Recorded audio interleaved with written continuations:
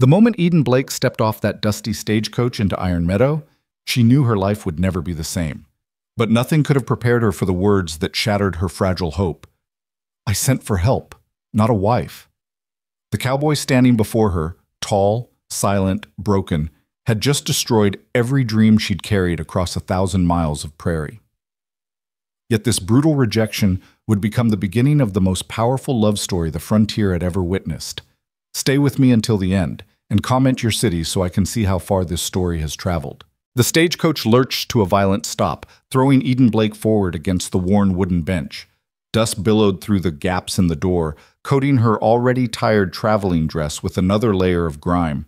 She pressed one gloved hand against the window, peering through the film of dirt at what would be her new home, Iron Meadow, Montana Territory. It wasn't much to look at. A scattered collection of weathered buildings huddled together against the endless expanse of prairie grass that rolled toward distant mountains. The town consisted of perhaps 24 structures, a general store, a church with a crooked steeple, what appeared to be a saloon, and a scattering of homes that looked like they'd been thrown up hastily and left to fight the elements on their own terms. The driver's gruff voice called down from above. "Iron Meadow, miss. End of the line." End of the line. The word settled over Eden like a prophecy. This was indeed the end of one line, the end of her old life, the end of the desperate months after her father's death, the end of the grinding poverty in that Philadelphia boarding house where she'd worked her fingers raw and still couldn't afford decent meals. But perhaps, she told herself as she smoothed her skirts with trembling hands, it was also the beginning of something new. The door swung open, and Eden accepted the driver's weathered hand as she stepped down onto the dusty main street. The afternoon sun beat down mercilessly, and she raised one hand to shield her eyes as she surveyed her surroundings more closely. A few townspeople had paused in their daily routines to watch the stagecoach's arrival. An older woman sweeping the porch of the general store, 2 men loading supplies onto a wagon, a group of children playing near a water trough, their game momentarily forgotten as they stared at the stranger. Eden was accustomed to stares. She'd felt them for months now. The pitying glances at her worn clothing, the disapproving looks when she'd worked as a mail-order bride coordinator in desperation, the hungry gazes of men who saw a young woman alone as an opportunity for exploitation. But these stares felt different, curious perhaps, reserved, waiting. The driver hauled her battered trunk down from the top of the coach, setting it beside her with a heavy thud. "Someone meeting you, miss?" "Yes," Eden said, hoping her voice sounded more confident than she felt. "A Mr. Jonas Hale. He has a ranch somewhere nearby." "The Hale place." The driver's expression shifted into something unreadable. "That's a ways out. Surprised he'd send for—" He trailed off, clearly thinking better of whatever he'd been about to say. "I'm sure he'll be along." The stagecoach pulled away moments later, leaving Eden standing alone with her trunk beside her and letters from Jonas Hale folded carefully in her coat pocket. She'd read those letters so many times the paper had grown soft, the ink slightly smudged from her careful handling. They weren't love letters. Jonas had never pretended otherwise. His correspondence had been brief, practical, almost businesslike. He had a ranch. He needed help. He could offer room, board, and marriage in exchange for companionship and assistance with the household. It wasn't romance, but Eden hadn't expected romance. She'd expected honesty, security, and perhaps, if she was very fortunate, kindness. As minutes stretched into a quarter hour, Eden became increasingly aware of the townspeople's continuing observation. The woman who'd been sweeping had come to the edge of her porch, openly watching now. The men with the wagon had finished loading but hadn't departed, their conversation conducted in low tones as they occasionally glanced her way. Eden straightened her shoulders and lifted her chin. She'd survived her mother's death when she was 12, had nursed her father through his final illness, had worked impossible hours for impossible people, and had traveled over 1,000 miles into unknown territory. She wouldn't crumble under a few curious stares. The sound of approaching hoofbeats made her turn. A rider was coming down the main street at an easy pace, a tall man on a dark horse, his hat pulled low against the afternoon sun. Something in the way the townspeople's attention shifted told Eden this was significant. The rider drew his horse to a stop a few feet away, and Eden got her first real look at Jonas Hale. He was taller than she'd imagined, broad-shouldered beneath a dusty work shirt. His face was weathered in the way of men who spent their lives outdoors, lines etched deep around his eyes and mouth. Those eyes, a startling blue-gray, fixed on her with an intensity that made her breath catch. But it wasn't admiration or welcome she saw there. It was something closer to shock, followed quickly by what looked like dismay. For a long moment, neither of them spoke. Eden's heart began to sink as she watched emotions play across Jonas's face, surprise, confusion, and something that looked disturbingly like regret. Finally, he dismounted, moving with a fluid grace that spoke of years in the saddle. He took a few steps toward her, then stopped, as if approaching too closely might somehow make the situation more real. "You're Eden Blake." It wasn't a question. "Yes." She managed to keep her voice steady. "Mr. Hale?" He nodded once, sharply, then seemed to struggle for words. His gaze darted to her trunk, to the watching townspeople, then back to her face. When he finally spoke, his voice was rough, as if the words were being dragged from somewhere deep inside. "There's been a misunderstanding." 5 words. Just 5 words, but Eden felt them like a physical blow. The ground seemed to shift beneath her feet, and for a dizzying moment she wondered if she might actually faint. Something she'd never done in her life, not even during the worst of times. "I don't understand," she said, though she was beginning to fear she understood perfectly. Jonas removed his hat, running one hand through dark hair streaked with gray at the temples. He looked anywhere but directly at her. "The letters, the arrangement. I was expecting... You were expecting someone different." Eden's voice had gone flat, all the hope draining out of it. "I was expecting someone older." The words came out in a rush, as if he needed to get them out quickly or not at all. "A widow, maybe? Someone who'd been through life already and was looking for a practical arrangement. Not..." He gestured helplessly at her. "Not someone young."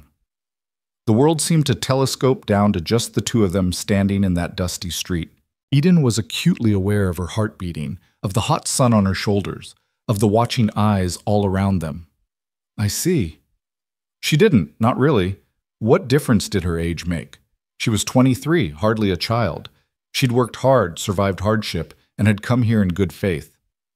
And this changes what exactly?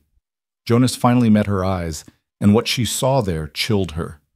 Guilt, yes, but also something like fear. Everything. It changes everything. "Mr. Hale." Eden fought to keep her composure, to not let him see how his words were tearing through her carefully maintained hope. "I've traveled for 2 weeks to get here. I sold everything I owned to afford the journey. I have nowhere else to go." Something flickered in his expression. Sympathy, perhaps? Or maybe just discomfort. "I'll pay for your return passage. First thing tomorrow morning. Tonight you can stay at the boarding house in town. Mrs. Henderson runs a respectable..." "No." The word came out more forcefully than she'd intended. Jonas stopped mid-sentence, surprise registering on his face. Eden took a breath, marshaling her thoughts and her courage. "No," she repeated, more quietly but no less firmly. "You sent for a bride, Mr. Hale. You made promises in those letters. I answered in good faith. I gave up everything I had based on your word. I know, but I'm not asking for love." The words spilled out now, all the fear and desperation she'd been holding back. "I never was. Your letters made it clear this would be a practical arrangement. I can cook, clean, mend, keep house. I'm a hard worker. I don't complain. Whatever you were expecting, I can be that person." Jonas shook his head, and she saw his jaw tighten. "You don't understand." "Then explain it to me." She took a step toward him, no longer caring about propriety or pride.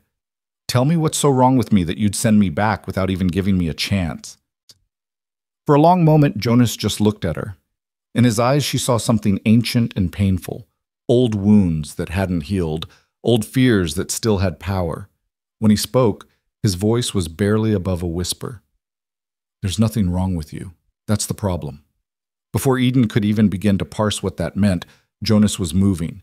He grabbed her trunk with one hand, lifting it as if it weighed nothing, and started toward his horse. "Come on, it's getting late, and it's a long ride to the ranch." Wait! Eden hurried after him, her mind spinning. What are you saying? You'll take me to the ranch? For tonight.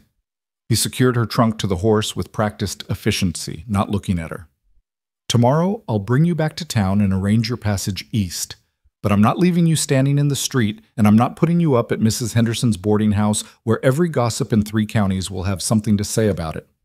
It wasn't acceptance. It wasn't even close to what she'd hoped for.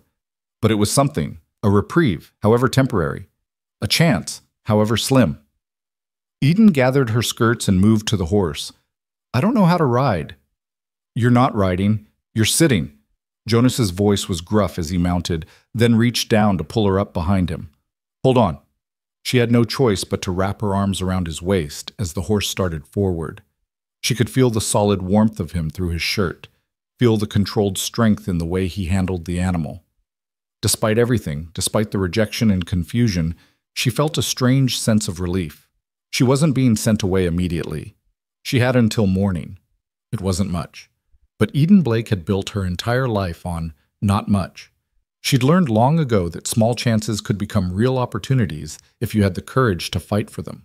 As they rode out of Iron Meadow, leaving the watching townspeople behind, Eden made a silent promise to herself. She had one night to prove her worth, to show Jonas Hale that whatever fears or doubts or mysterious problems he was wrestling with, she was strong enough to face them. She hadn't come 1,000 miles across the prairie to give up after one conversation. The ride to Jonas's ranch took nearly an hour. They traveled in complete silence, the only sounds the rhythmic hoofbeats and the whisper of wind through the grass. Eden tried to memorize the route, following a creek that wound through gentle hills, passing a stand of cottonwood trees, climbing a gradual slope that opened onto a broader valley. When the ranch finally came into view, Eden's first thought was that it looked lonely. The main house was solidly built, larger than she'd expected, with a wide porch that wrapped around 2 sides. But the paint was faded and peeling in places, and there was an air of neglect about it, windows that needed cleaning, a broken shutter hanging at an angle, weeds encroaching on what had once been a garden. Outbuildings dotted the property, a barn, a chicken coop, a smokehouse, various sheds. In the distance, she could see cattle grazing on rolling pasture land. It was a working ranch, clearly, but one that had seen better days. Jonas helped her down from the horse with impersonal efficiency, then carried her trunk toward the house without a word. Eden followed, her tired legs grateful for solid ground, her mind already cataloging everything she saw. The interior of the house matched the exterior, well built, but neglected. They entered into a main room that served as both kitchen and living area. A large stone fireplace dominated one wall, cold and clean swept. The kitchen area held a good-sized stove, shelves of supplies, and a sturdy table with 4 chairs. Everything was clean but joyless, functional but devoid of any personal touch. Guest rooms this way. Jonas led her down a short hallway, pushing open a door to reveal a small but adequate bedroom. An iron-framed bed with a plain quilt, a dresser, a washstand with a chipped basin and pitcher. A window looked out over the prairie, already deepening into gold and purple with the approaching sunset. He set her trunk at the foot of the bed, then stood awkwardly in the doorway. Bathrooms across the hall. I'll bring in water for washing. Supper's at 6. Thank you. Eden turned to face him, determined to try once more. Mr. Hale, Jonas, please, won't you at least tell me what changed your mind? Your letters suggested you wanted this arrangement. What's different now? For the first time since they'd met, Jonas truly looked at her. His gaze moved over her face, taking in her dark hair pulled back in a practical bun, her gray eyes that had seen too much hardship for someone so young, the determined set of her jaw that spoke of a will that refused to break. You're alive, he said finally, and the words were so strange, so unexpected that Eden couldn't immediately respond. You're young and alive and full of... He gestured helplessly. Hope, maybe. Possibility. And I can't be responsible for that. Before she could ask what he meant, he was gone, pulling the door closed behind him with a quiet click. Eden stood in the center of the small room, her reflection barely visible in the dim mirror above the dresser. She looked exhausted, dusty from travel, her dress rumpled and her hair coming loose from its pins. But in her eyes she saw what Jonas had seen, a stubborn spark that refused to be extinguished. I can't be responsible for that, he'd said, which meant, Eden reasoned, that he'd been responsible for something else. Something that had hurt him so badly he'd shut himself away in this isolated ranch and couldn't bear to let anyone get close. She moved to the window, watching as Jonas led his horse toward the barn.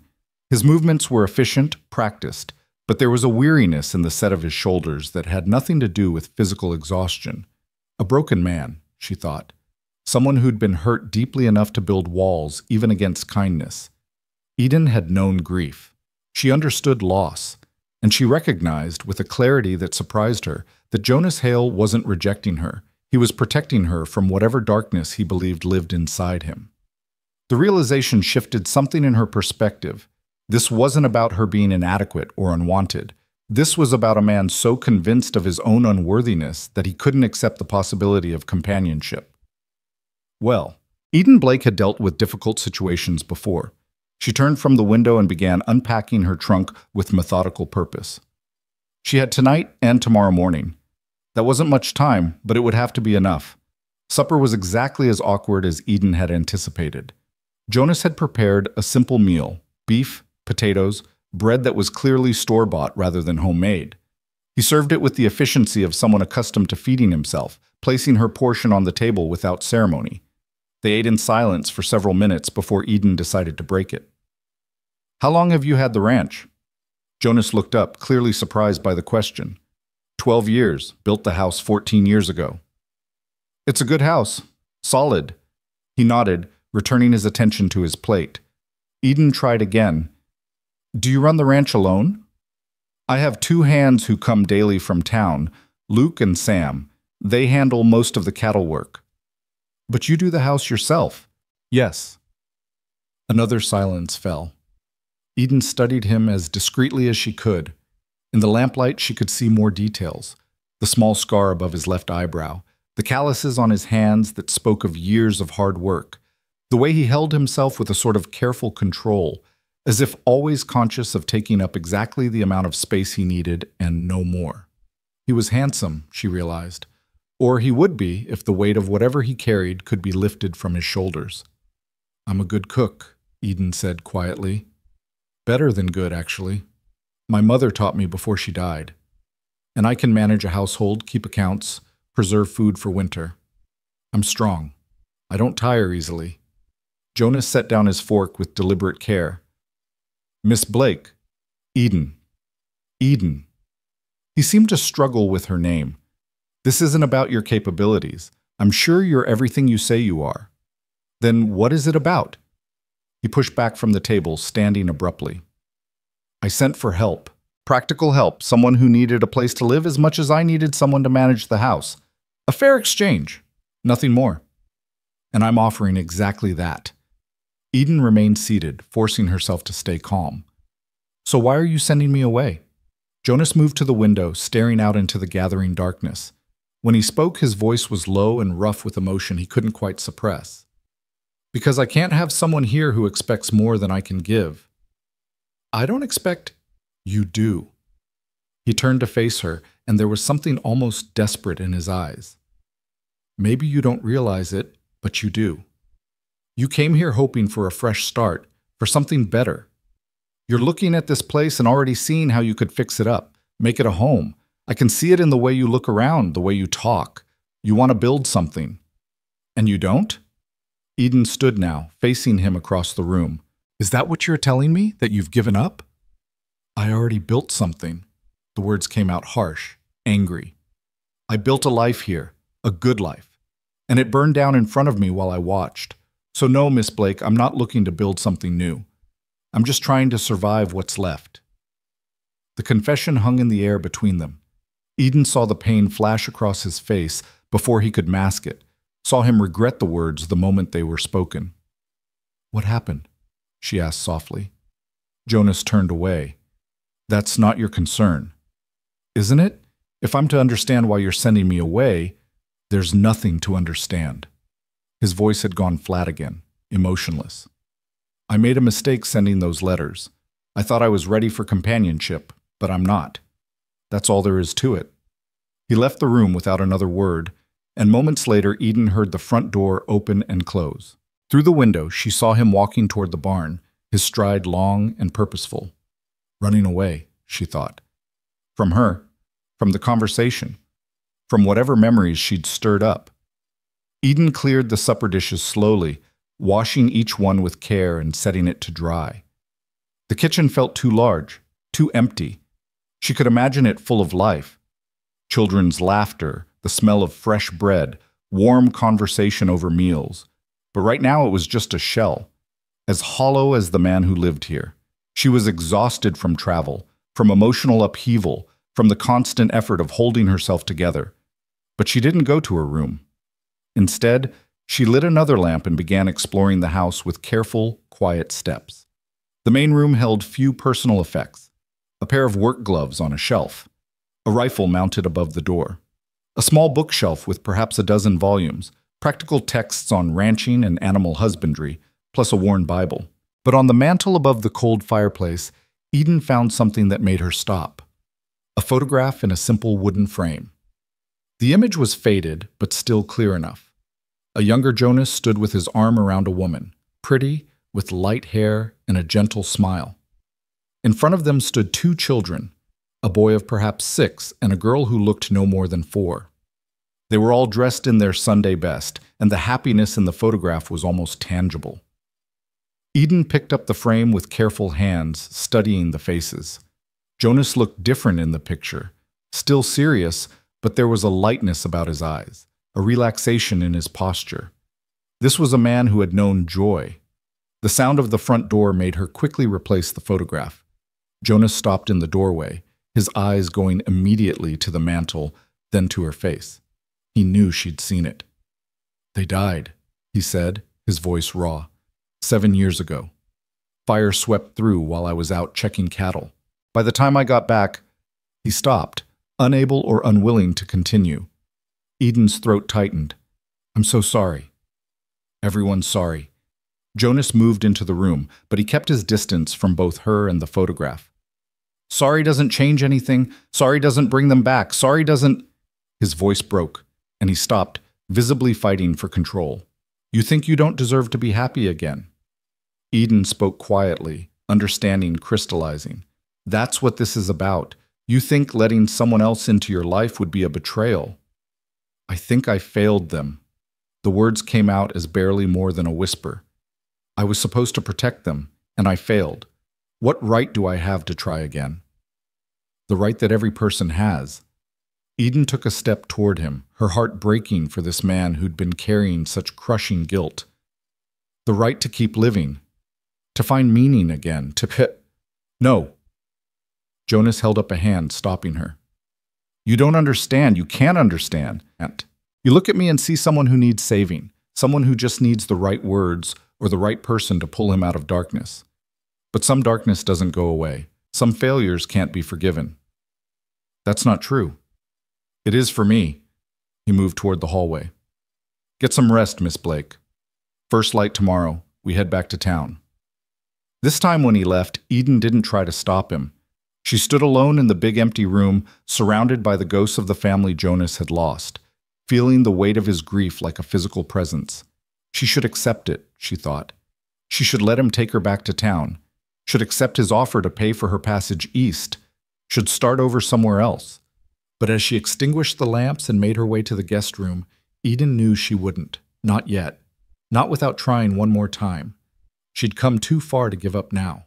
And more than that, she'd seen something in Jonas's eyes when he talked about his family, when he looked at their photograph. He wasn't just grieving. He was dying slowly, suffocating under the weight of guilt and loneliness. Someone needed to show him that life could still hold beauty, that he could still matter. And Eden Blake, who had nothing left to lose, decided that someone would be her. She lay awake long into the night, staring at the unfamiliar ceiling, listening to the sounds of the prairie through the open window. Somewhere in the house, she knew Jonas was also lying awake, wrestling with demons she couldn't fully understand. Tomorrow would come soon enough. And when it did, Eden would have to make a choice, accept defeat, or fight for a chance she hadn't even known she wanted until it was threatened. Outside, the stars wheeled slowly across the vast Montana sky, bearing witness to two broken souls sheltered beneath the same roof, neither quite ready to believe that healing was possible. But possibility, as Eden had learned, had a way of surprising you. The question was whether Jonas would let it surprise him too. Dawn arrived with a gentleness that seemed at odds with the turmoil in Eden's heart. She'd slept poorly, waking several times to the unfamiliar sounds of the prairie, the distant call of a coyote, the whisper of wind through grass, the creak of the old house settling. Each time she'd drifted back to sleep, her mind had churned with plans and possibilities, arguments and approaches she might use when Jonas came to take her back to town. But when morning light finally spilled through her window, painting everything in shades of gold and amber, Eden made a decision that surprised even herself. She wasn't going to argue. She wasn't going to plead. She was simply going to show him. She rose quickly, splashing cold water from the basin on her face, pinning her hair into a neat bun with practiced efficiency. Her traveling dress was hopelessly wrinkled, but she had a simpler work dress in her trunk, plain gray cotton, sturdy and practical. She changed quickly, lacing her boots with determination. The house was silent as she emerged from her room. Jonas's door at the end of the hall remained closed. Good. That gave her time. Eden moved through the kitchen with quiet purpose, assessing what she had to work with. The stove was cold, but clean. She built a fire efficiently, her movements sure from years of practice. While it heated, she investigated the cupboards and the cold pantry off the kitchen. Jonas kept his supplies well organized, she'd give him that. Flour, salt, sugar, lard, a good supply of coffee. In the pantry she found eggs, bacon, a crock of butter, potatoes, onions. Not a large variety, but enough for a man living alone. Enough for a proper breakfast. She worked quickly, mixing biscuit dough and setting it aside to rest while she sliced bacon and started it sizzling in a heavy iron skillet. The familiar rhythm of cooking soothed her nerves, gave her hands something to do while her mind raced ahead. By the time she heard Jonas's door open, she had biscuits in the oven, bacon crisping perfectly, and eggs ready to fry. Coffee was percolating on the stove, filling the kitchen with its rich aroma. Jonas appeared in the kitchen doorway, clearly just awoken. His hair was disheveled, his shirt untucked. He stopped short when he saw her at the stove, confusion crossing his face. "What are you doing?" "Making breakfast." Eden turned the bacon with a fork, not looking at him. "I hope you don't mind. I woke early and couldn't sleep. I was planning to take you back to town right after—" He stopped, seeming to realize he was about to say after breakfast, which would now be the breakfast she was cooking. "After we eat," Eden finished calmly. "Of course. No sense traveling on an empty stomach. The biscuits will be ready in a few minutes. Coffee's hot if you want some." She could feel his eyes on her, feel his uncertainty.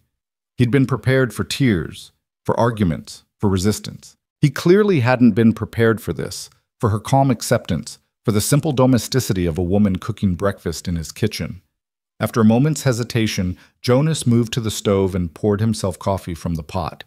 He stood awkwardly, cup in hand, watching her work. "You didn't have to do this." "I know."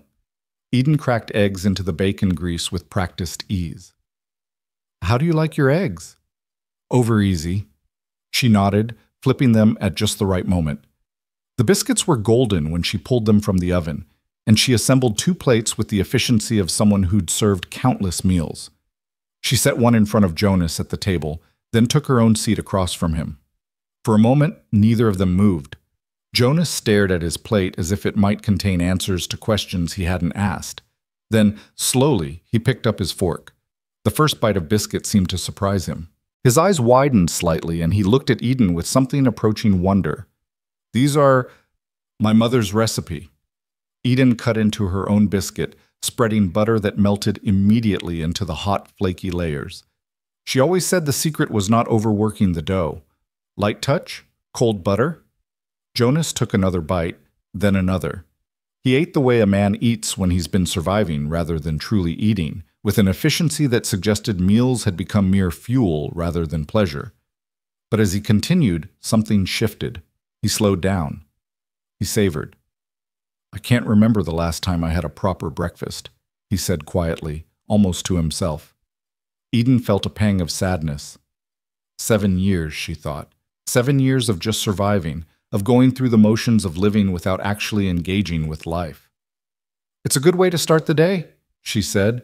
My father always insisted on a proper breakfast, even when times were hard.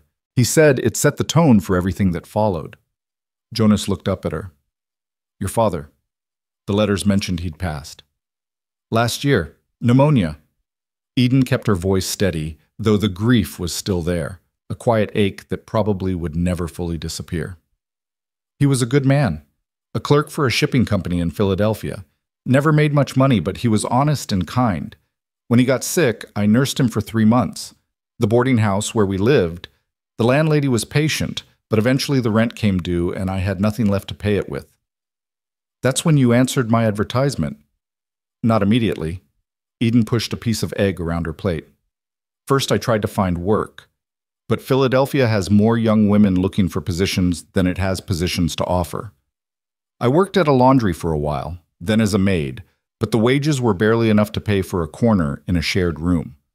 I was getting desperate when I saw your letter at the agency, and you thought it was your salvation. There was no mockery in his tone, just a kind of weary understanding. Eden met his eyes directly. I thought it was a chance. That's all I've ever asked for, Mr. Hale. Just a chance. Something flickered across his face, respect perhaps, or recognition. He finished his coffee in silence, then stood, carrying his plate to the wash basin. That was a fine meal. Best I've had in years, truth be told. He turned to face her, and she could see the regret in his eyes. But it doesn't change anything. I'll hitch up the wagon, and we'll head to town within the hour. Eden had known this was coming, but it still felt like a blow. She stood, gathering her own plate, her mind racing. She'd bought herself a good breakfast, nothing more. In an hour, she'd be back in Iron Meadow with nowhere to go and no prospects beyond Jonas's charity in paying for her return passage. Unless... Mr. Hale, she said, keeping her voice calm and reasonable, I have a proposition for you. He paused in the doorway, clearly wary. Miss Blake, just hear me out, please. She set her plate down and turned to face him fully. You said you sent for practical help, someone to manage the household in exchange for room and board. That's still what you need, isn't it? I suppose, but then let me stay, not as your wife, not as anything beyond what you originally intended, a housekeeper, an employee. Give me 1 month. Let me prove I can do what you need without expecting more than you can give. Jonas shook his head. It wouldn't be proper. A young woman living alone with... Then we'll make it proper. You can tell the townspeople I'm your cousin from back east, here to help with the house, while I recover from a family tragedy. Or your late wife's younger sister, or whatever story makes it respectable. People believe what they want to believe, Mr. Hale. If we're both clear about the arrangement, they'll accept it. No. But his voice lacked conviction now, and Eden pressed her advantage. 1 month, 4 weeks to show you I can manage this house, help with the work, and keep to myself. If at the end of that time you still want me to leave, I'll go without argument. You'll owe me nothing beyond the room and board we agreed upon. Jonas crossed his arms, his expression troubled. Why? Why fight so hard to stay in a place where you're not wanted? The question was blunt, almost cruel, but Eden didn't flinch. Because I have nowhere else to go. Because I'm tired of running from one bad situation to the next, always hoping the next place will be better. Because... She paused, choosing her words carefully. Because I think you need help more than you're willing to admit, and I'm stubborn enough to provide it whether you want it or not. A ghost of something that might have been amusement crossed Jonas's face. Stubborn is one word for it. What, is that a yes?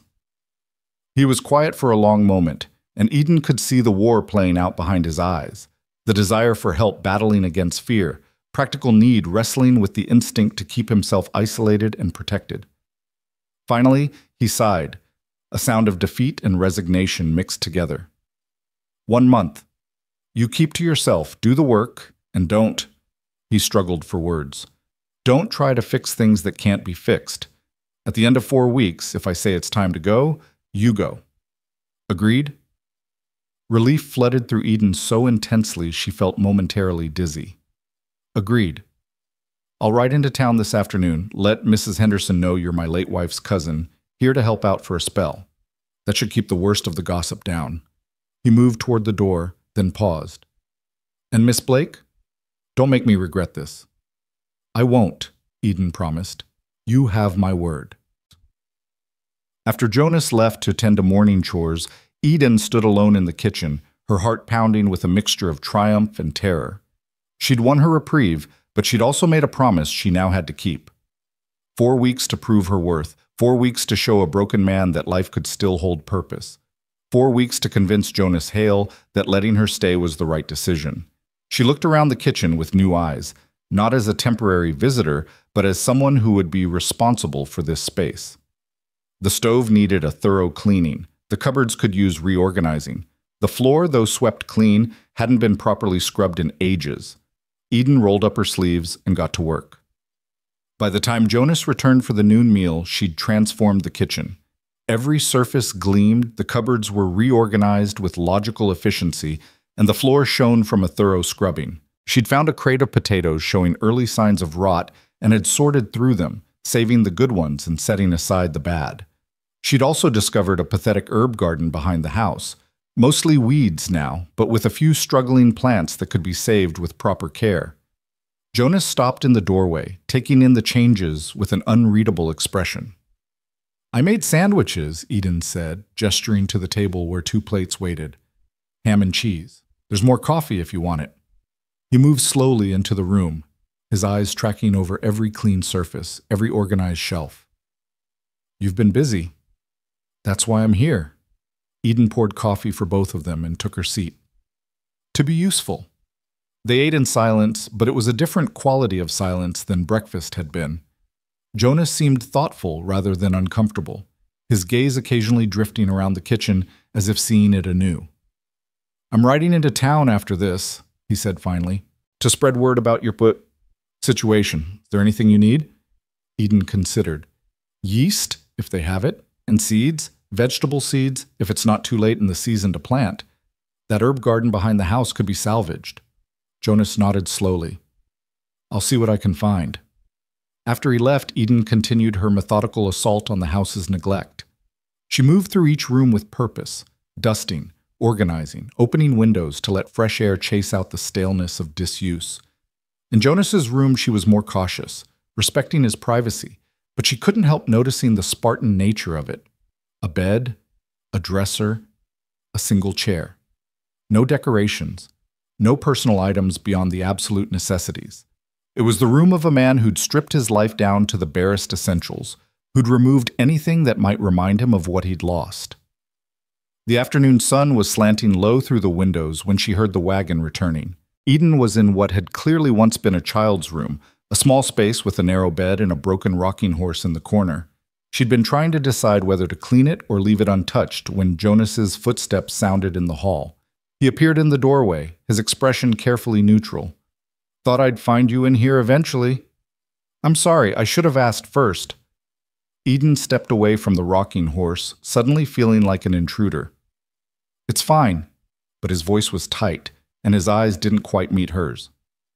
This was Sarah's room, my daughter's. I'll close it up. Leave it as it is. No. The word came out sharper than he'd probably intended, and he softened it. No, that's not... You're here to help with the house, the whole house, just...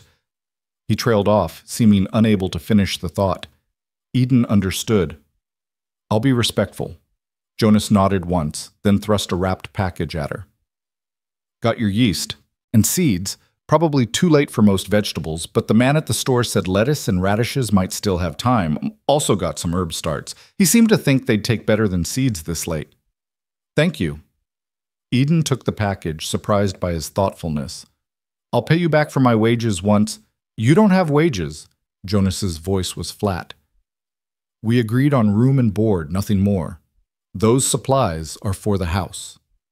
He left before she could respond, his boots heavy on the wooden floor. Eden stood holding the package, feeling the weight of more than just seeds and yeast. He'd listened to what she needed. He'd gone out of his way to get not just what she'd asked for, but more. The herb starts showing a level of attention to detail she hadn't expected. Maybe, she thought, there was more hope here than Jonas himself realized. The days that followed fell into a rhythm. Jonas rose early, often before dawn, and saw to the ranch work with his 2 hired hands. Eden took over the household with quiet efficiency, transforming it meal by meal, clean room by clean room. She cooked proper breakfasts and dinners, packed lunches for the men working the range, baked bread twice a week, and tackled years of accumulated neglect in every corner of the house. Jonas spoke little, but he noticed. She could tell by the way his eyes would track over a newly cleaned window or linger on a vase of wildflowers she'd placed on the table. He never commented, never thanked her directly, but gradually the tension in his shoulders seemed to ease slightly. On the fourth day, she found him on the back porch at sunset, staring out over the prairie. She'd come out to check on her newly planted garden and nearly retreated when she saw him, not wanting to intrude on his solitude. But he spoke before she could leave. "You're good at this." Eden paused, uncertain how to respond. "At gardening?" "At all of it." He gestured vaguely toward the house behind them, making a place feel lived in. Making it... He stopped, searching for words. Making it feel less empty. It was the most personal thing he'd said to her since she'd arrived, and Eden felt the weight of it. She moved to stand beside him, careful to maintain a respectful distance. "Emptiness is just the absence of attention," she said quietly. "Houses need care, same as people." Jonas turned to look at her then, really look at her, and something shifted in his expression. "You've known loss." It wasn't a question, but Eden answered anyway. "Yes. My mother when I was 12, my father last year, and smaller losses in between, the kind that chip away at you piece by piece until you wonder if there's anything solid left. But you kept going. What else could I do?" Eden met his gaze steadily. "Stop living? That would dishonor everyone I'd lost. They gave me life, love, lessons. The least I can do is keep putting one foot in front of the other." Jonas looked away, back toward the horizon where the sun was painting the sky in shades of orange and purple. "Sometimes putting one foot in front of the other is all you can manage." "Sometimes that's enough." They stood in silence for a long moment, two wounded people finding unexpected common ground. Then Jonas cleared his throat, the moment of vulnerability passing. "Luke and Sam are coming for supper tomorrow. They usually eat in town, but I told them you'd be cooking. Hope that's all right." "Of course." Eden felt a small flutter of nervousness. Meeting others, maintaining the fiction of being Jonas's cousin, integrating herself into the wider community even in this small way. It all felt suddenly real and permanent. "They're good men. Been working for me for 5 years. They know..." Jonas paused, choosing his words carefully. "They know about what happened. They'll be respectful. I'm sure they will be."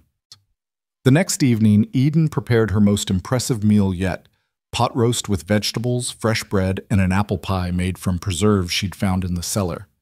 She set the table carefully, aware that this was a kind of test. How Jonas's men treated her, how they accepted the story of her presence here, would set the tone for her relationship with the wider community. Luke and Sam arrived at sunset, both men in their 30s, weathered and polite. They removed their hats at the door and greeted Eden with careful courtesy. "Ma'am," Luke said, nodding. "Jonas tells us you're family. Real sorry to hear about your troubles back east." "Thank you," Eden replied, maintaining the fiction smoothly. "It's been a difficult time. I'm grateful to Jonas for giving me a place to recover." Sam, the quieter of the two, simply nodded and took his seat when Jonas gestured to the table. As they ate, the men discussed ranch business, cattle counts, fence repairs, plans for the coming season. Eden listened quietly, learning the rhythms of the operation, understanding more clearly the scope of what Jonas managed. "This is mighty fine cooking, ma'am," Luke said, helping himself to a second serving of pot roast. "Jonas here's been living on beans and jerky for so long, I'd forgotten what a proper meal tastes like." "That's kind of you to say." "It's the truth." Sam finally spoke, his voice gruff but sincere. "Place has felt different this week, more like a home again." An awkward silence fell. Eden saw Jonas tense, saw the way both hired hands suddenly seemed to regret their words. They'd ventured too close to painful memories, mentioned the past that Jonas worked so hard to avoid. Eden smoothly changed the subject. "Jonas mentioned you've both been here for 5 years. Are you from Iron Meadow originally?" The conversation shifted to safer ground, and gradually the tension eased. By the time Eden served the apple pie, the men were laughing, cautiously at first, then more freely, at Luke's story about a stubborn bull and a broken fence. After Luke and Sam left, full of praise for the meal and well wishes for Eden's recovery, Jonas helped her clear the dishes in unusual silence. Eden could feel him working up to something, could sense words gathering behind his careful reserve. "That went well," she said, hoping to make it easier for him. "You're good with people. Natural at it." Jonas set a stack of plates by the wash basin. "They liked you. They were kind. They were honest." He turned to face her, and Eden saw something in his expression that hadn't been there before. A grudging respect, perhaps, or the first stirrings of real acceptance. Sam was right. The place does feel different. Eden felt her heartbeat quicken. "Is that all right?" Jonas didn't answer immediately. He stood there, this tall, wounded man in his own kitchen, visibly wrestling with feelings he couldn't quite articulate. "I don't know," he admitted finally. "Part of me wants to send you away before it feels too different, before I get used to this. And the other part? The other part is tired of being alone." The confession hung between them, raw and unexpected. Eden saw Jonas almost physically recoil from his own words, saw him start to retreat back behind his walls. She spoke quickly, before he could rebuild them completely.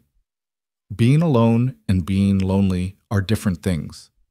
You can have people around and still feel isolated. Or you can have genuine companionship without any obligation or expectation beyond mutual respect and kindness. Jonas studied her face, searching for something. "Is that what you're offering? Companionship without expectation?" "That's what I promised, isn't it? 1 month of help with no strings attached. I meant it." He nodded slowly, though she could see doubt still lingering in his eyes. "Your month isn't even half over. We'll see how things stand when it ends." But as he left the kitchen, Eden noticed something different in his stride. Less weighted, perhaps. As if he'd set down a small portion of the burden he carried, even if just for a moment. The second week brought new challenges. A summer storm rolled through, fierce and sudden, battering the ranch with wind and rain. Eden had never experienced a prairie storm before, and the sheer violence of it terrified her. Thunder seemed to shake the very foundations of the house, and lightning split the sky with blinding frequency. She found Jonas on the porch, watching the storm with what seemed like complete calm, even appreciation. "Shouldn't you be inside?" she called over the roar of rain. "Storm's moving east. We're getting the tail end." He glanced at her, noting her white-knuckled grip on the doorframe. "You afraid of storms?" "I've never seen one like this." "Prairie storms are different, more intense, but they pass quickly." As if to prove his point, the rain began to ease even as he spoke. "Sometimes I think that's how everything should be. Intense, but quick. Not this lingering." Eden understood he wasn't really talking about the weather anymore. She stepped onto the porch, watching as the storm clouds churned eastward, leaving clearer skies in their wake. "Sometimes things need to linger," she said quietly. "Sometimes the slow work is the important work. Quick intensity burns bright but doesn't last. Patient care builds something lasting." Jonas turned to look at her fully, rain still dripping from the porch roof, the air smelling of wet earth and ozone. "You're not just talking about storms either." "No. Eden." He said her name carefully, as if testing how it felt. "Why do you care? You could have accepted my offer to send you back east. You could be looking for another situation somewhere that would welcome you instead of resisting you at every turn. Why stay here?" It was a fair question, and one Eden had been asking herself. She took a breath, organizing her thoughts. "Because I recognize something in you that I felt in myself. That feeling that you've failed so badly, hurt so deeply, that you don't deserve another chance. I felt that way after my father died. I felt like I should have done more. Should have saved him somehow, should have been better. And I almost let that feeling destroy me." What changed? An old woman at the boarding house, Mrs. Chen, she was a widow, had lost her husband and 2 sons to a factory accident. She found me one night crying in the hallway, convinced I was worthless. You know what she said? Jonas shook his head, his attention completely focused on her now. She said, Girl, you think you're the first person to fail someone you loved? You think guilt makes you special? Everyone fails. Everyone loses. The only real failure is giving up on yourself so completely that you dishonor the memory of those you lost by refusing to live the life they wanted for you. Eden blinked back tears, the memory still powerful. My father wanted me to be happy, to build a good life. Every day I spend drowning in guilt is a day I'm failing him all over again.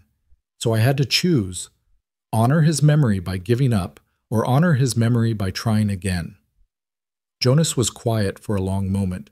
When he spoke, his voice was rough with emotion. You think I'm dishonoring Mary and the children by shutting myself away.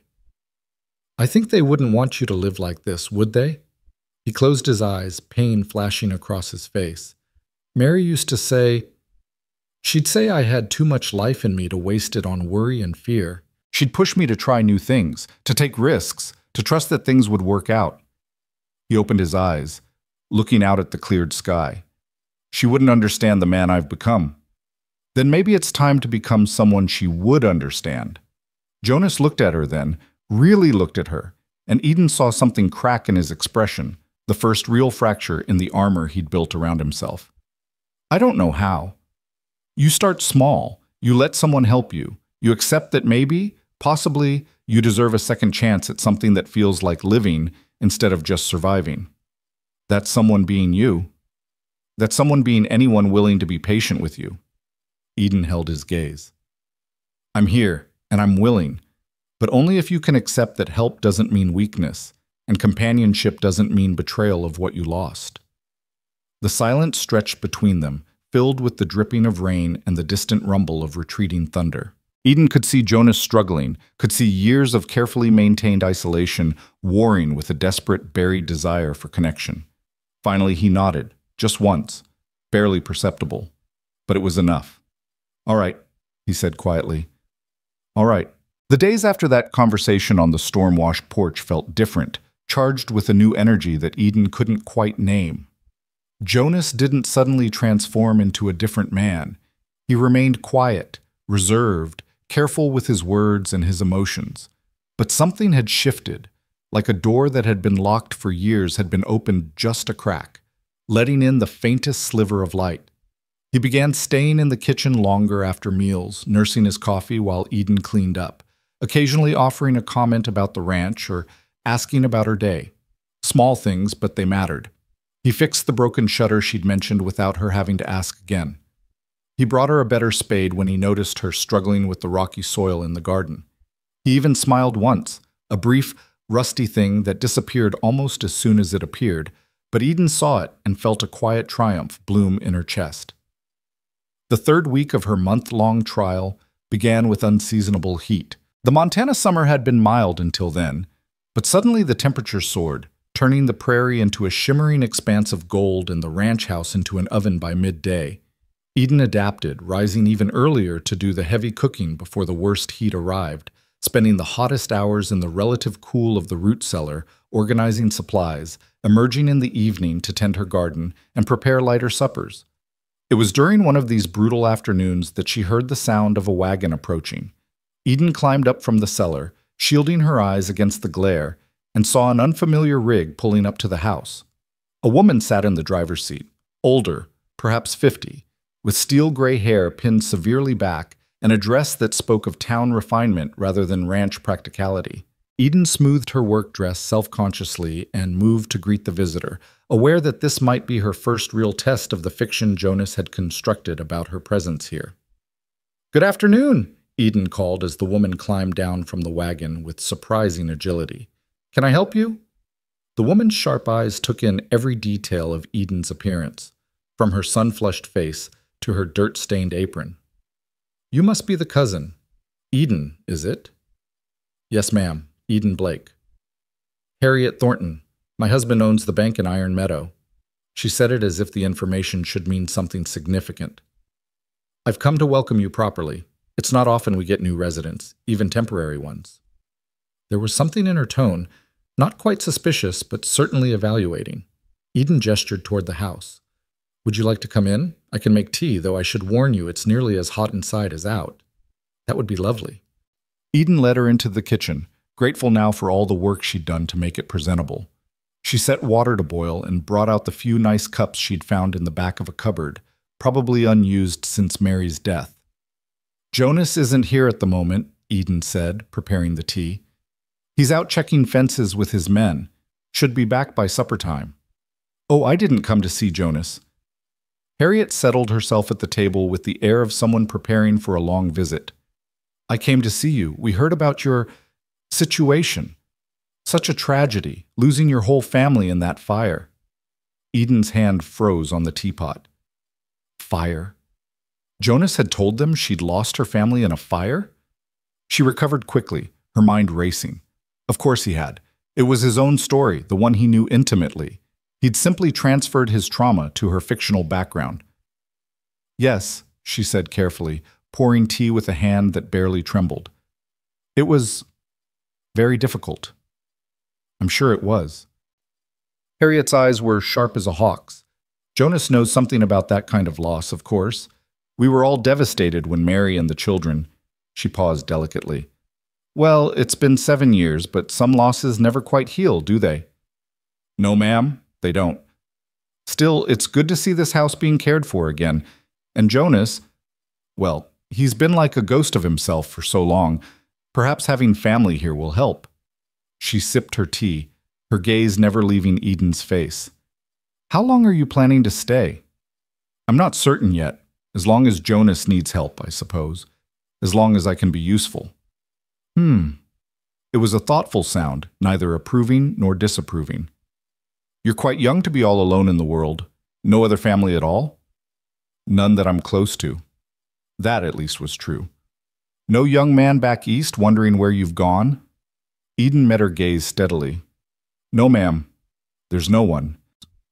Harriet seemed to accept this, though Eden could practically see her filing away every detail for later discussion with whoever would listen in town. They talked for another 20 minutes, careful, polite conversation that felt like an interrogation wrapped in social niceties. Eden answered questions vaguely when necessary, truthfully when possible, and tried to project an air of quiet grief and determination that seemed appropriate for someone who'd lost everything. Finally, Harriet rose to leave. "Well, my dear, you seem like a sensible young woman. I hope you'll come to town for church on Sunday.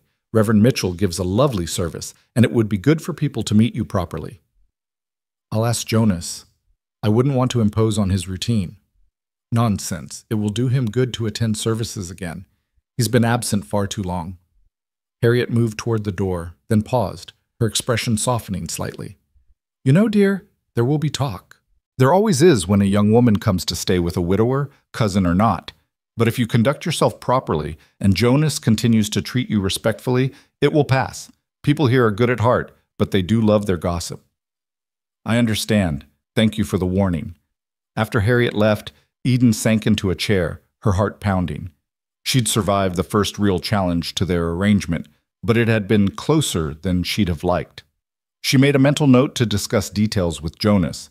They needed to get their story straight, make sure the fiction held up under scrutiny.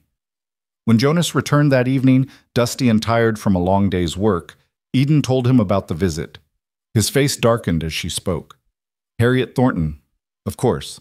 He pulled off his hat and ran a hand through his sweat-dampened hair. "She's the biggest gossip in 3 counties. Did she give you trouble?" "Not exactly. But Jonas, you told them I'd lost my family in a fire?" He had the grace to look uncomfortable. It was the first thing that came to mind. I know those questions, the ones people ask when someone's grieving. I knew how to answer them. "She wants us to come to church on Sunday." Jonas's expression closed off immediately. "No." "She said you've been absent too long, that people are talking. Let them talk." His voice was hard. "I'm not going back there. Not to that church where I sat with Mary and the children every Sunday, where we—" He stopped, visibly struggling for control. "Where we baptized both of them. I can't." Eden moved closer, her voice gentle. "You don't have to, but I might need to go. For appearance's sake. If I'm supposed to be your grieving cousin recovering from tragedy, it would make sense for me to seek comfort in faith." Jonas turned away, staring out the window at the darkening prairie. "You'd go alone?" if necessary. He was quiet for a long moment. No, if you're going, I'll take you. But I'm not going inside. I'll wait in the wagon. That's fair. Sunday arrived with the kind of perfect weather that made Eden understand why people braved the hardships of frontier life.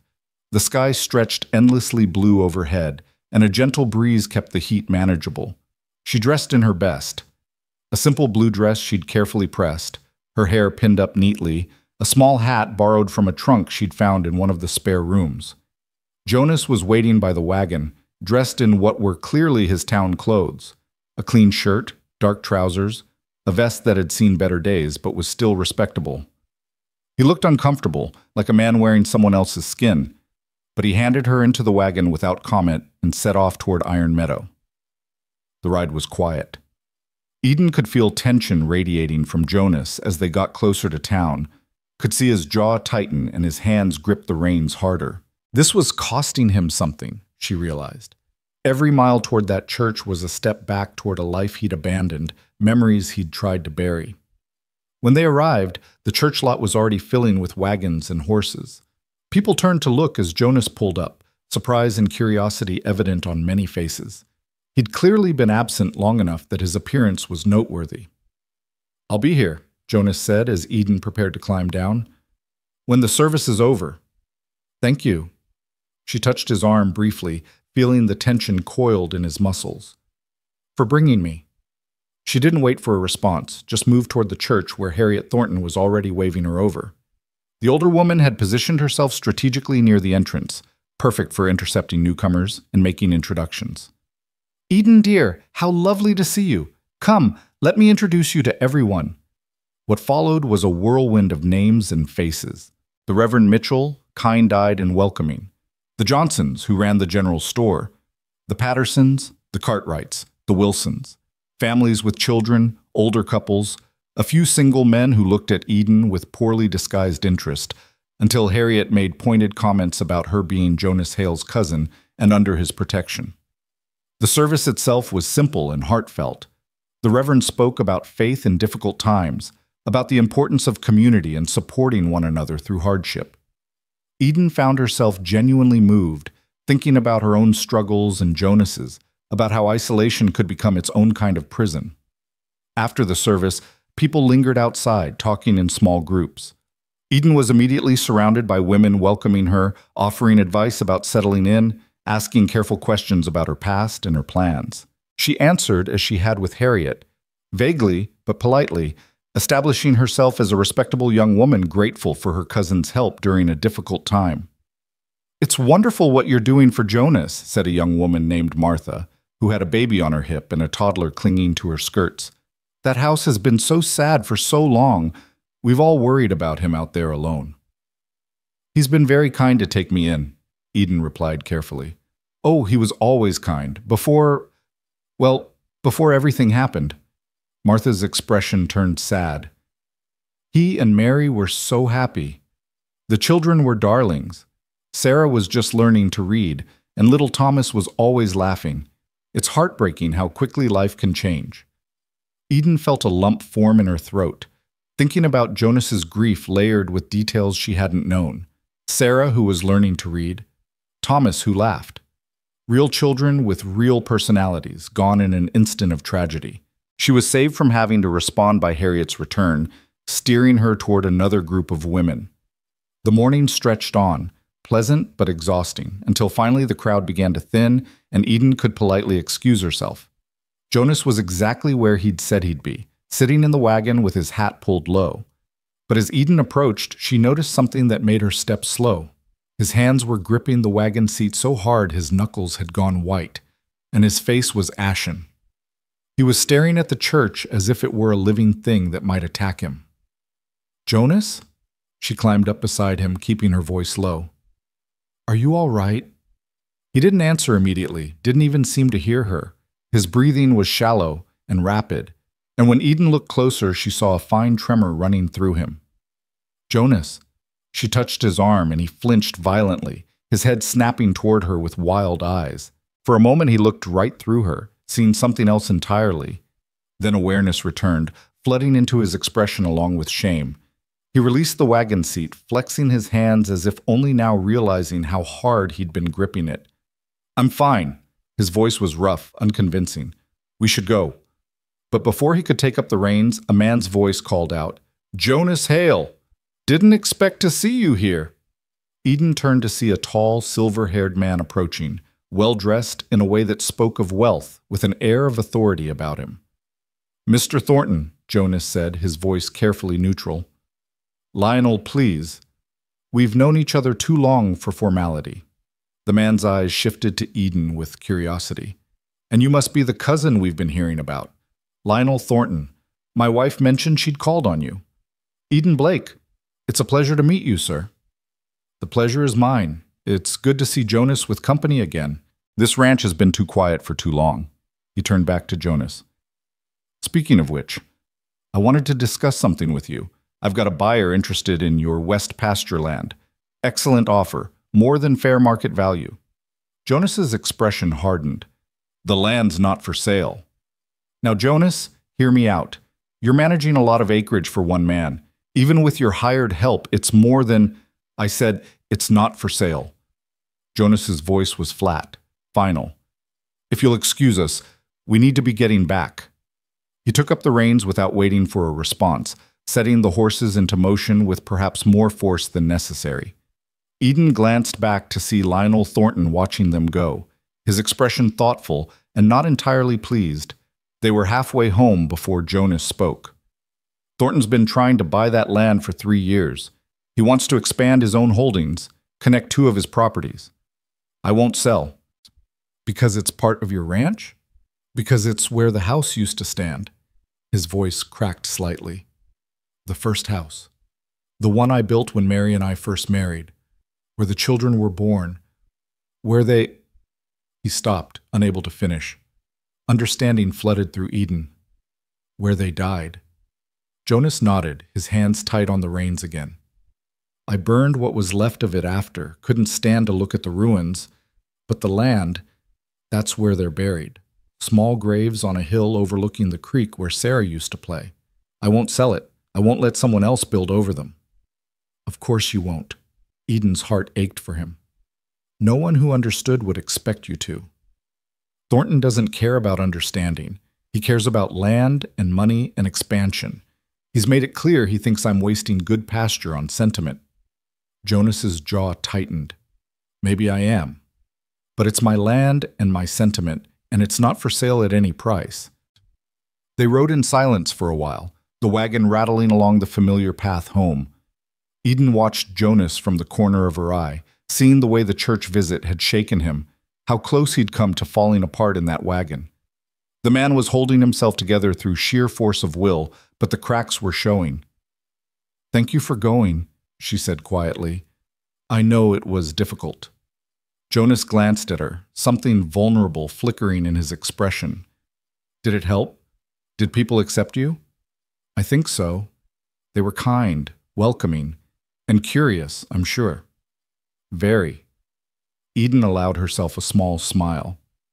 "But I managed. Harriet Thornton is quite the guardian. She made sure everyone knew I was under your protection and that any impropriety would be dealt with swiftly." "That sounds like Harriet." "She also mentioned that you used to attend every Sunday, that you and Mary were pillars of the community." Jonas's expression closed off. That was a different life, a different man. "Was it?" Eden asked carefully. "Or is it the same man who's just forgotten how to live instead of merely survive?" He didn't answer, but she could see her words had struck something deep. They finished the ride home in contemplative silence, each lost in their own thoughts. The following days brought an unexpected gift, cooler weather and gentle rains that soaked into the parched earth and brought new life to Eden's struggling garden.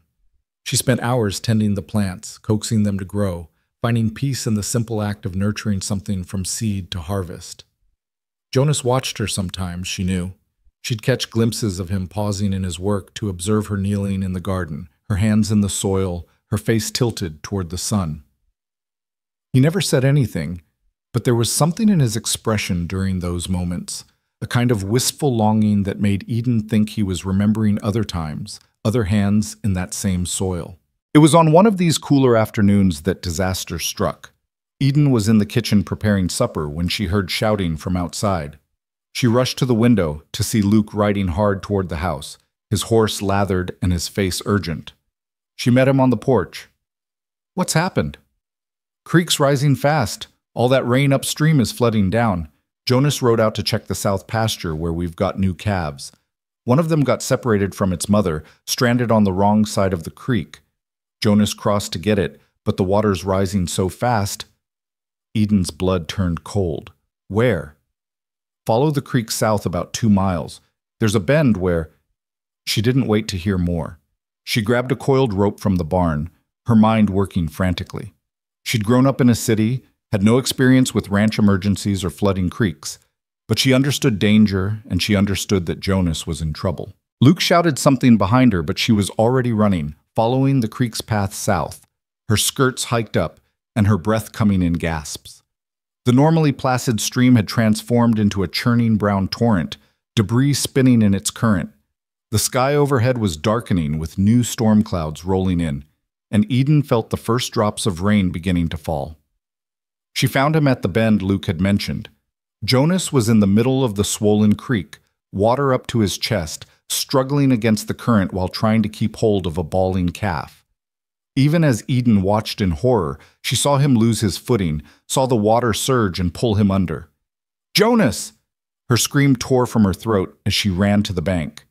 He surfaced, gasping, still somehow holding the calf above water, but the current was dragging him downstream toward where the creek narrowed and the water churned white and violent over rocks. Eden didn't think. Thinking would have stopped her, would have made her hesitate, would have reminded her that she couldn't swim well and had no idea what she was doing. She tied one end of the rope around her waist with shaking hands, looped the other end around a sturdy cottonwood tree at the bank's edge, and plunged into the water. The cold was shocking, driving the air from her lungs.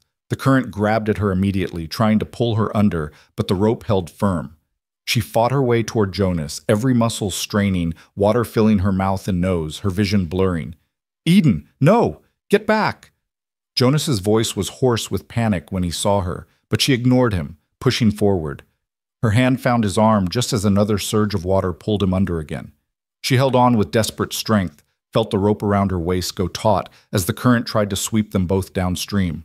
The calf was gone now, torn from Jonas's grip by the force of the water, but Eden didn't care. All that mattered was holding on to Jonas, keeping his head above water, using the rope as an anchor against the flood's fury. "Hold on!" She screamed the words over the roar of water. "Hold on to me!" His arms came around her, and together they fought against the current, using the rope to pull themselves inch by agonizing inch toward the bank. Eden's hands were raw, her lungs burning, her muscles screaming in protest, but she didn't let go. She couldn't let go. Luke appeared on the bank, adding his strength to theirs, grabbing Jonas's shirt and hauling him toward solid ground. Sam was there too, having arrived from somewhere, and between them they dragged both Eden and Jonas out of the churning water and onto the muddy bank where they collapsed, gasping and shaking. For a long moment, no one spoke. The only sounds were their ragged breathing and the rain that had begun falling in earnest, mixing with the creek water that streamed from their sodden clothes. Then Jonas rolled toward Eden, his eyes wild with emotion she'd never seen before. Fear and anger and something else, something raw and overwhelming. "What were you thinking?" His voice shook. "You could have died. You can't even swim properly, you—" "Neither can you, apparently." Eden coughed up water, her whole body trembling violently. "You were drowning." "The calf? Damn the calf!" The curse burst from her with shocking force. "You were going to die for a calf that was already lost. You were going to leave me standing on that bank watching you disappear under the water. And for what? For what, Jonas?" He stared at her, struck speechless by her fury and her fear. "I didn't come 1,000 miles and fight this hard just to watch you throw your life away on some misguided attempt to save everything because you couldn't save them." Eden was crying now, or maybe it was just water streaming down her face. She couldn't tell. "You're so busy punishing yourself for surviving that you've forgotten your life still has value. That people might—" her voice broke. "That people might care whether you live or die." Jonas reached for her then, pulling her against his chest with shaking arms, holding her as if she might disappear if he let go. She felt him trembling, from cold or shock or emotion, maybe all three. "I'm sorry," he whispered into her wet hair. "God, Eden, I'm sorry. When I saw you come into that water, when I realized what you were doing, I've never been so terrified in my life. Now you know how I felt." They stayed like that, clinging to each other on the muddy bank while Luke and Sam discreetly withdrew to see to the horses. The rain fell harder, but neither Jonas nor Eden moved. They'd crossed some threshold together in that violent water, had laid bare truths that could no longer be denied. Finally, Jonas pulled back just enough to look at her face. His eyes were red-rimmed, his expression raw with emotions he'd kept locked away for 7 years. "I sent for help," he said, his voice breaking on the words. "But God sent me you, a woman too stubborn to give up, too brave to back down, He struggled for words. "Too full of life to let me waste mine. The woman I don't deserve but can't." He stopped, his thumb brushing water, or tears, from her cheek. "Can't live without." Eden's heart cracked open at the confession, at the vulnerability in his eyes, at the way he was looking at her as if she were something precious and terrifying all at once. "You don't have to live without me," she whispered. "I'm right here. I've been right here since the day I arrived, and I'm not going anywhere. Your month, I don't care about the month. I don't care about our agreement or the terms or any of it." Eden cupped his face in her trembling hands, making him look at her. "My heart's been yours since the day I arrived, and you looked at me with all that pain and fear and tried to send me away to protect me from yourself. You can't get rid of me that easily, Jonas Hale." For a moment, Jonas just stared at her as if he couldn't quite believe what he was hearing. Then something in his expression shifted, the last of his walls finally crumbling. He kissed her then, desperate and fierce, tasting of creek water and rain and 7 years of loneliness finally ending. When they finally broke apart, both breathing hard, Jonas rested his forehead against hers. "I'm broken," he warned. "I'm still going to struggle, still going to have days when the grief is overwhelming and I can't see past it. I know. I don't know if I can be what you need. You already are." Eden held him tighter. "You're honest and kind, and you're trying. That's all I need, that and the chance to try with you." Thunder rumbled overhead, and Luke called from where he'd brought the wagon around. They helped each other up, moving like people who'd survived a battle together, exhausted but alive, shaken but somehow stronger for what they'd endured. The ride back to the ranch was made in silence, but it was a different kind of silence than they'd shared before. Jonas kept one arm around Eden, holding her close as she shivered in her wet clothes. She leaned into his warmth, feeling the steady beat of his heart beneath her ear, knowing that something fundamental had changed between them in that flood-swollen creek. They'd both nearly died. But in that near-death, they'd both finally chosen to live. Back at the house, Luke and Sam helped them inside before quietly excusing themselves, understanding without being told that something profound had shifted. Eden's teeth were chattering so violently she could barely speak, and Jonas wasn't much better. They stood dripping in the kitchen, looking at each other with a mixture of wonder and shock at what had just happened, both the near drowning and the confessions that had followed. "You need to get out of those wet clothes," Jonas said finally, his voice hoarse. "Get warm before you catch pneumonia." "So do you." They moved to their separate rooms, and Eden stripped off her sodden dress with shaking hands, her fingers clumsy on the buttons.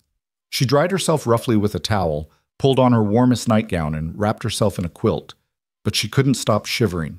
The cold had sunk deep into her bones, or maybe it was delayed shock finally catching up with her. She sat on the edge of her bed, trembling, replaying those terrifying moments in the water, the way Jonas had disappeared beneath the surface, the absolute certainty that if she didn't act immediately, she would lose him, the feeling of the current trying to tear them apart while she held on with every ounce of strength she possessed. A soft knock on her door made her look up. "Eden, are you decent?" "Yes." Jonas entered carrying 2 steaming mugs. He'd changed into dry clothes, his hair still damp and sticking up in places where he'd toweled it roughly. He handed her one of the mugs, coffee laced with something stronger that burned pleasantly down her throat. "Whiskey," he explained, settling into the single chair in the room with his own mug. For the shock. They sat in silence for a few minutes, sipping the fortified coffee, letting the warmth spread through them. Eden watched Jonas over the rim of her mug, seeing the way he kept glancing at her as if reassuring himself she was really there, really safe. "I need to tell you something," he said finally, his voice low. "About that day. About the fire." Eden set down her mug carefully. "You don't have to." "I do." He stared into his coffee as if it held answers. "You nearly died today because of me. You deserve to know why I've been the way I've been, why I tried so hard to push you away." Eden pulled the quilt tighter around herself and waited, giving him space to find the words. It was late October 7 years ago. We'd had an early cold snap, and I'd ridden out to check on the cattle in the north pasture. Mary was home with the children. Sarah had been feeling poorly, just a cold, we thought, nothing serious. Thomas was being his usual self, running everywhere, getting into everything. A ghost of a smile crossed Jonas's face at the memory, there and gone in an instant. I should have been back by midday, but one of the cows had gotten tangled in some wire fencing. Took me hours to free her without hurting her worse. By the time I finished, it was late afternoon. I was tired, thinking about getting home to a warm fire and Mary's cooking and the children's noise. His hands tightened around the mug. I saw the smoke from miles away. Thick black smoke pouring into the sky from exactly where our house stood. I rode harder than I've ever ridden in my life, but I was too far away. Too far. Eden's heart clenched, imagining that desperate ride, that growing horror. The whole house was engulfed when I got there. The heat was so intense I couldn't get close. I tried. God knows I tried. Luke and Sam were there by then. They'd seen the smoke from town. They physically had to restrain me from running into the flames. Jonas's voice cracked. I could hear them screaming. Mary was screaming the children's names, the children were screaming for me, and I was standing there unable to do anything but listen to them die. "Jonas," Eden breathed, but he continued as if he hadn't heard her. Later, after everything, the investigation determined it started in the stovepipe. A crack in the metal had let sparks into the wall. It had probably been smoldering for hours before it burst into flames. Something I should have noticed, should have fixed. I'd walked past that stove 100 times and never saw the danger. His voice went flat. My family died because I didn't pay attention to a crack in a pipe. That wasn't your fault.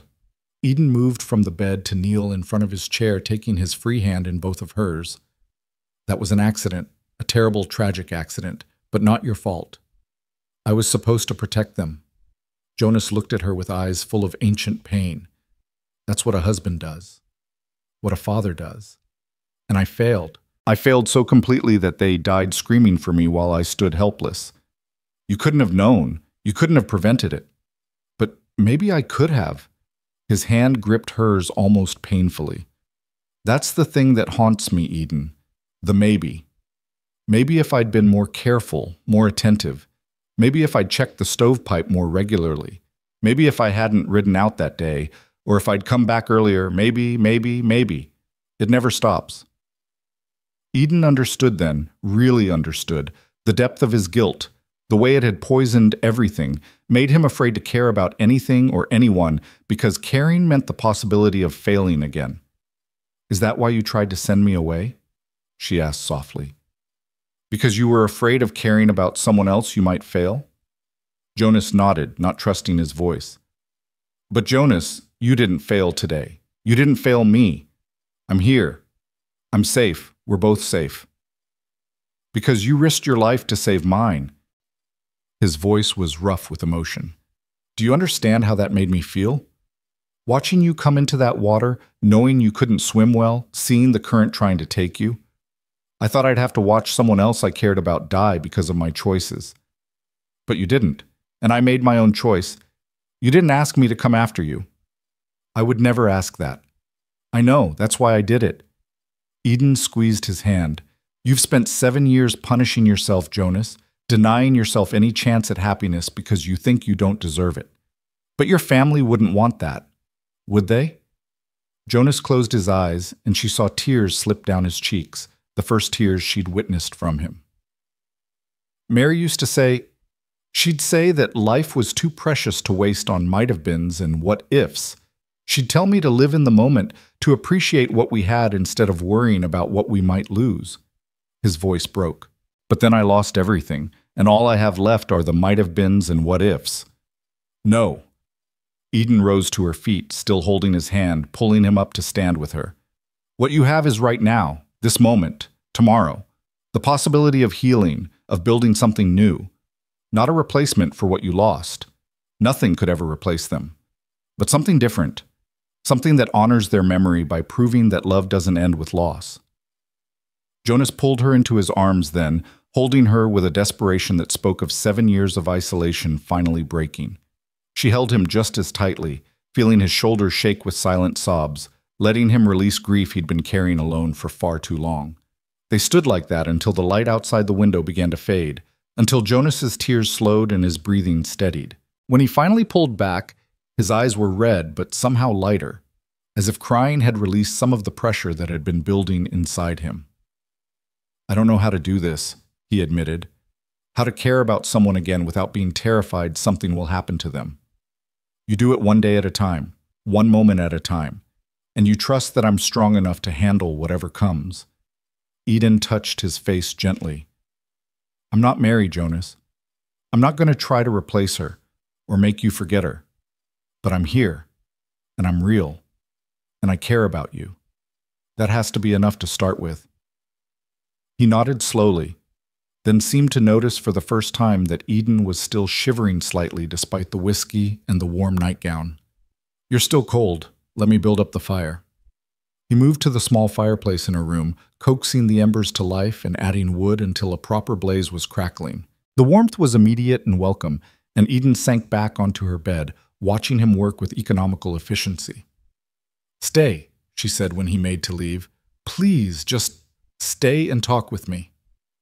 Jonas hesitated, clearly aware of the impropriety but also reluctant to leave her alone. Finally, he nodded and returned to the chair, keeping a respectful distance but remaining present. They talked late into the night, really talked, in a way they hadn't before. Jonas told her more about Mary and the children, painting pictures with his words of a life full of ordinary joys and small moments. Sarah's determination to read every book she could get her hands on. Thomas's fascination with horses and his insistence on following Jonas everywhere.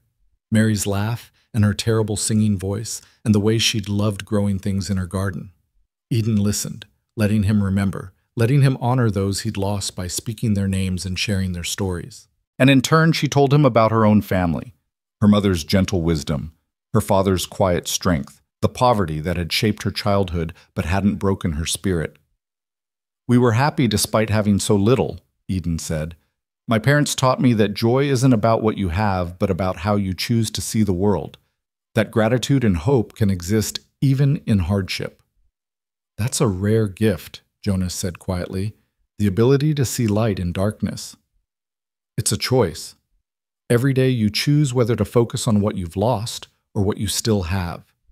It's not easy, and some days the loss feels like it will swallow you whole. But you keep choosing, keep fighting, until eventually the light wins more often than the darkness. Jonas studied her in the firelight, and Eden saw something shift in his expression, a kind of wondering recognition, as if he was seeing her clearly for the first time. How did you get so wise? He asked. I'm not wise. I'm just stubborn. Eden smiled slightly. And I've learned that giving up is easy. It's fighting that takes real courage. You're the bravest person I've ever met, Jonas said, his voice intense. Coming here alone, facing rejection, staying despite everything, and then today? He shook his head. Throwing yourself into that water without hesitation. That's not stubbornness, Eden. That's courage. Or foolishness. No. He leaned forward, his eyes locked on hers. It was love. The word hung between them, heavy with meaning. Eden's breath caught, her heart suddenly racing. I know it's too soon, Jonas continued. I know we've only known each other a few weeks, and I'm still broken in so many ways. But when I saw you in that water, when I thought I might lose you, I realized. He paused, searching for words. I realized that I already have. Lost my heart to you, I mean. Somewhere between your stubborn insistence on staying and your quiet transformation of this house, and the way you look at me like I'm worth saving. I fell in love with you, Eden Blake, and I don't know what to do about it." Eden felt tears spring to her eyes, happy tears this time. "You could start by accepting that I fell in love with you too, somewhere between your painful honesty and your careful kindness and the way you're so afraid of caring but do it anyway. You could accept that this is real, Jonas. What we have is real."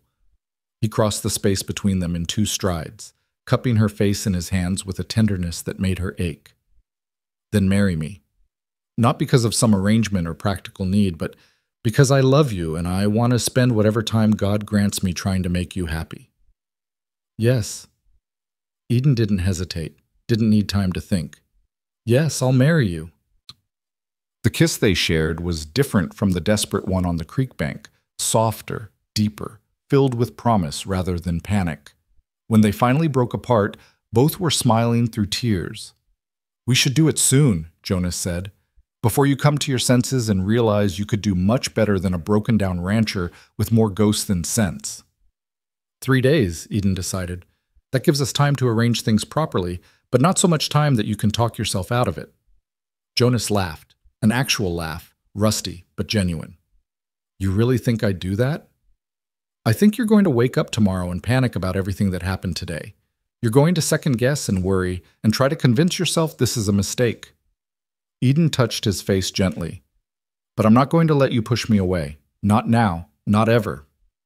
"Stubborn," Jonas murmured, but there was fondness in his voice. "You already knew that." He stayed with her until she finally fell asleep, her hand in his, the fire burning low in the grate. When she woke in the early morning hours, he was gone, but she could hear him moving around in the kitchen. She rose and padded out to find him making coffee, his hair rumpled and his eyes tired, but somehow more peaceful than she'd ever seen them. "Couldn't sleep?" she asked. "Didn't want to." Jonas poured 2 cups and handed her one. "Kept thinking I might wake up and find this was all a dream, that you weren't real, that yesterday didn't happen." "It's real." Eden took the coffee gratefully. "And so am I." They stood together in the pre-dawn darkness, watching through the window as the first hints of light touched the eastern horizon. A new day beginning, full of possibility. The next 3 days passed in a blur of preparation. Jonas rode into town to speak with Reverend Mitchell about performing the ceremony, and returned with news that the whole town was buzzing with excitement. Apparently, the story of Eden's rescue of Jonas from the flooded creek had spread, embellished with each retelling until she was being portrayed as some kind of angel sent to save the grieving widower. "Harriet Thornton is taking credit for the whole thing," Jonas reported with amusement. "Says she knew the moment she met you that you were exactly what I needed." "Well, she wasn't wrong," Eden replied, up to her elbows in bread dough, "even if her reasons weren't quite what she thought." Martha from church came by with her sister and 3 other women, bringing fabric for a wedding dress and insisting on helping Eden sew it. They worked in the kitchen while Jonas made himself scarce, their chatter and laughter filling the house with a warmth it hadn't known in years. "This is good for him," Martha said quietly to Eden during a rare moment alone. Seeing him smile again, hearing him laugh, we'd all given up hope that he'd ever come back to himself. "I'm not sure he has," Eden admitted. "Not completely. He's still carrying so much pain. But he's carrying it forward now, not letting it drag him down."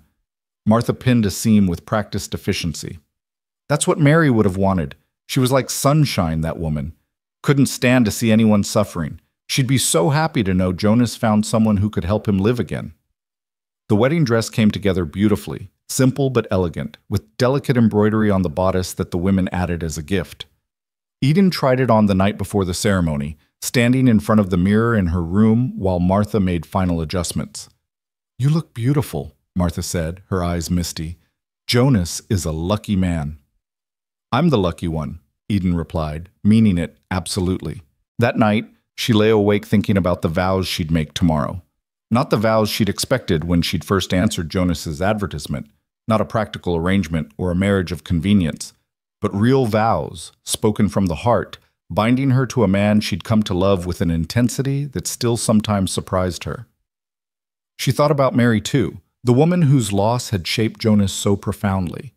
Eden hoped she'd approve, hoped she'd understand that Eden wasn't trying to erase her memory, but rather honor it by helping Jonas remember how to live. The morning of the wedding dawned clear and beautiful. Eden rose early, bathed carefully, and let Martha and the other women help her dress. They styled her hair in soft waves, pinned wildflowers into the dark strands, and fussed over every detail until Eden felt like a princess from a storybook. Jonas waited at the church, standing at the altar in a new suit that Luke and Sam had somehow convinced him to buy. When Eden walked down the aisle on Luke's arm, he'd offered and she'd gratefully accepted, she saw Jonas's breath catch, saw his eyes widen with wonder. The ceremony was simple and heartfelt. Reverend Mitchell spoke about second chances and the mysterious ways God works to heal broken hearts. Jonas's voice was steady but emotional as he spoke his vows, promising to love and honor Eden for all his days. Eden's own vows came from the depths of her soul, promising not just love but partnership, not just commitment but understanding. When Jonas kissed her as his wife, the small church erupted in applause and cheers. The weight of 7 years of sorrow seemed to lift from the building itself, replaced by joy and hope and the sense that something right and good had just occurred. The celebration afterward was held at the ranch, with what seemed like half the county showing up with food and well wishes.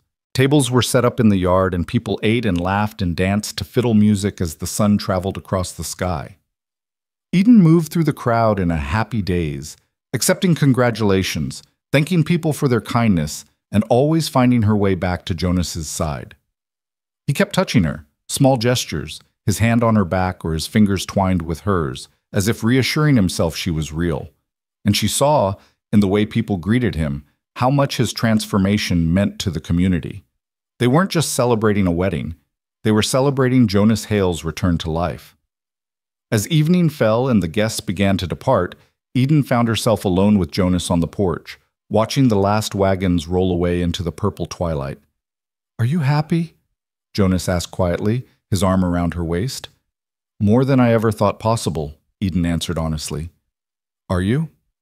"Terrified," he admitted. "But yes, happier than I deserve to be." Jonas Hale, if you say one more time that you don't deserve happiness, I'm going to have to do something drastic."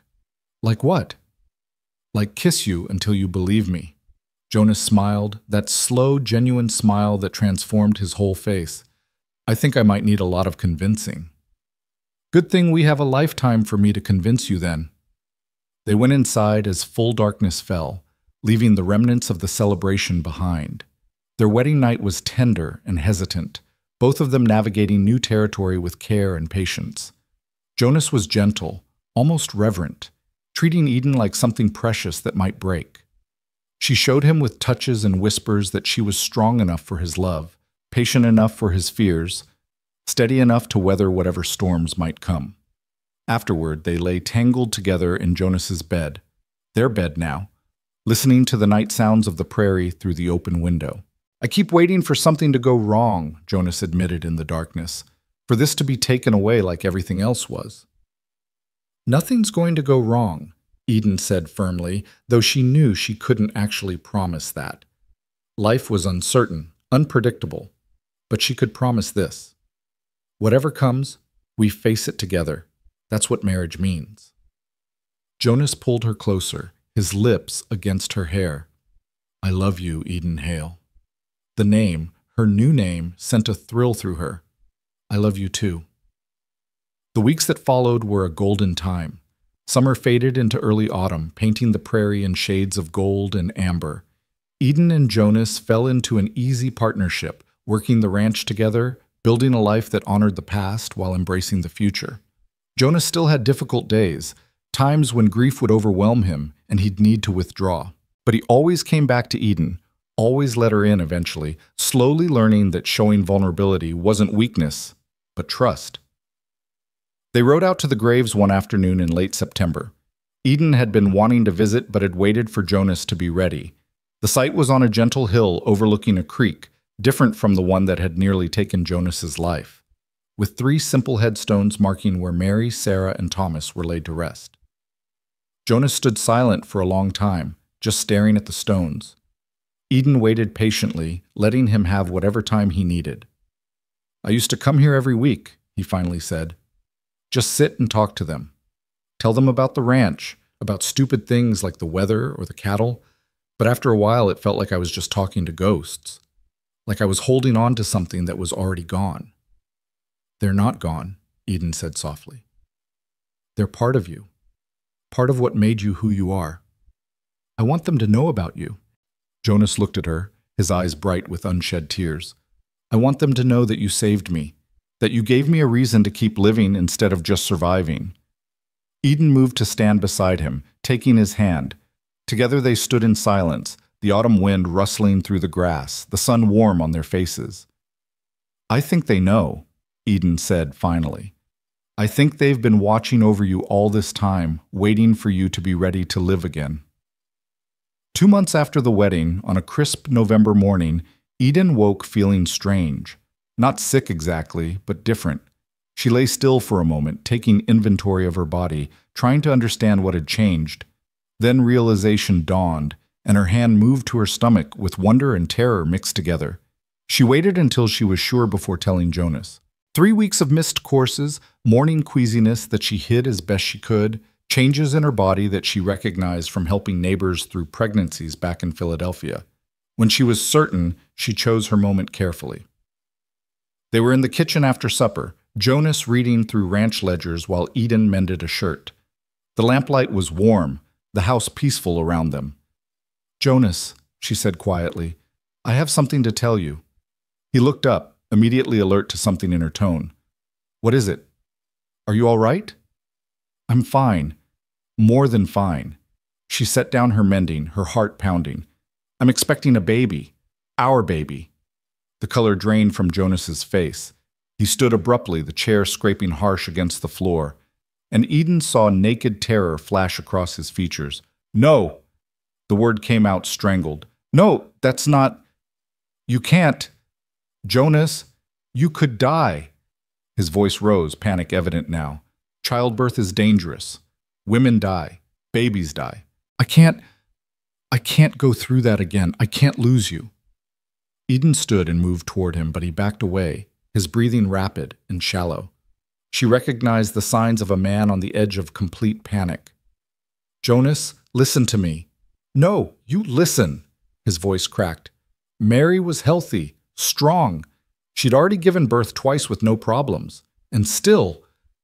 He couldn't finish, couldn't voice the fear that was clearly consuming him. "I can't watch you die. I can't." "I'm not going to die." "You don't know that. No one knows that." Jonas was shaking now, 7 years of controlled grief and fear suddenly exploding. "God took them from me. All of them. What's to stop him from taking you too?" Eden felt her own fear rising, not of childbirth, but of losing Jonas to the terror that had him in its grip. She'd known he'd be frightened, but she hadn't anticipated this level of panic. "Jonas, please, I need..." He looked around wildly as if seeking escape. "I need to check on something, in the barn." He fled before Eden could stop him, leaving her standing alone in the kitchen with tears streaming down her face. This was supposed to be a moment of joy, of celebration. Instead, Jonas was falling apart, and she didn't know how to help him. She gave him an hour before going out to the barn. She found him sitting in an empty stall, his head in his hands, his whole body radiating misery. "I'm sorry," he said without looking up. "I'm sorry I ran. I'm sorry I reacted like that. I'm sorry I can't be what you need right now." Eden sat down beside him in the straw, not touching him but making her presence known. "Talk to me. Tell me what you're really afraid of." "Everything." His voice was raw. "I'm afraid you'll die in childbirth. I'm afraid the baby will die. I'm afraid that even if you both survive, something will happen later. An accident, a sickness, something I can't prevent. I'm afraid I'll fail you the way I failed them." "You didn't fail them, Jonas. We've been over this. But what if I do fail you? What if something happens and I'm not there? Or I don't see the danger? Or I make the wrong choice?" He finally looked at her, his face ravaged. "I love you so much it terrifies me, and now there's going to be a child, our child, and I'm supposed to protect both of you, and I don't know if I'm strong enough."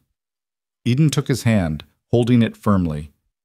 You are strong enough, and you're not alone. We're in this together. But no. She squeezed his hand. Listen to me, Jonas Hale. God didn't give us this child to take it away. He gave us this gift because he knows we're ready, because he knows we can handle whatever comes. Yes, childbirth has risks. Yes, raising a child is terrifying, but we don't get to live our lives in fear of what might happen. We have to have faith. I don't have that kind of faith anymore, Jonas admitted. I lost it in the fire. Then borrow mine, Eden said fiercely, until you can find your own again. I have enough faith for both of us. I believe we're going to be fine. I believe our child is going to be healthy and beautiful, and that you're going to be an amazing father. And I believe that the love we share is strong enough to get us through anything.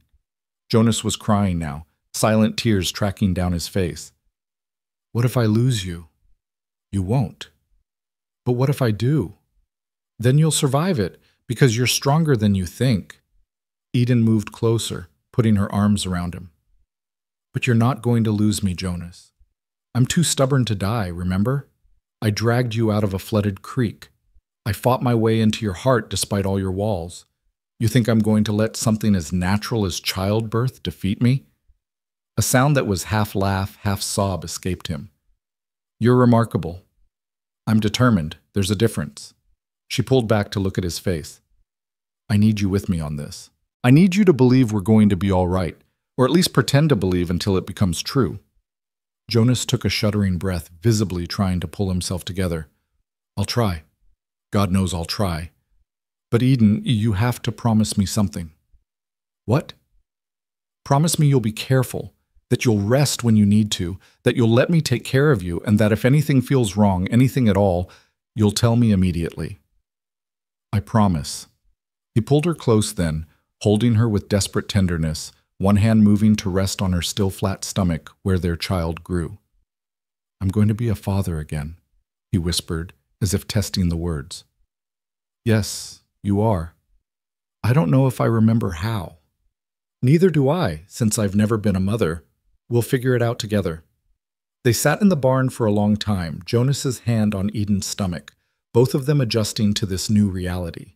Eden could feel him struggling, could sense the war between his fear and his desire to embrace this gift. But slowly, gradually, she felt him begin to accept it, to let hope win over terror. We should tell people, Jonas said finally. Martha and the others. They'll want to help. Not yet. Let's keep it to ourselves for a while longer. Just you and me and this tiny secret. Eden smiled. Besides, you need time to get used to the idea before the whole county knows and starts giving us advice. Fair point.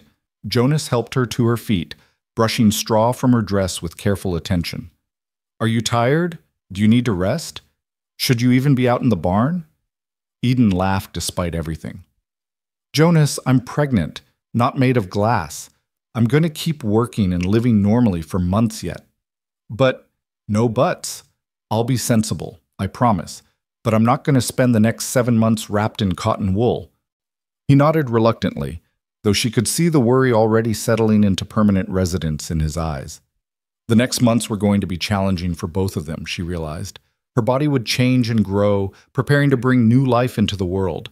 And Jonas would struggle every step of the way, fighting his fear, learning to trust that this time would be different, but they would do it together.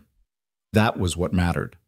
As they walked back to the house under a sky brilliant with stars, Eden sent up a silent prayer, not just for her own health and the baby's, but for Jonas, that he would find the strength to overcome his fear, that he would learn to see this pregnancy as the blessing it was, rather than a threat to be endured. Inside, Jonas insisted on making her tea and fussing over whether she'd eaten enough at supper. Eden bore it with patience, understanding that his hovering came from love, even if it was going to drive her crazy eventually. When they finally went to bed, Jonas held her with exquisite care, as if she might break.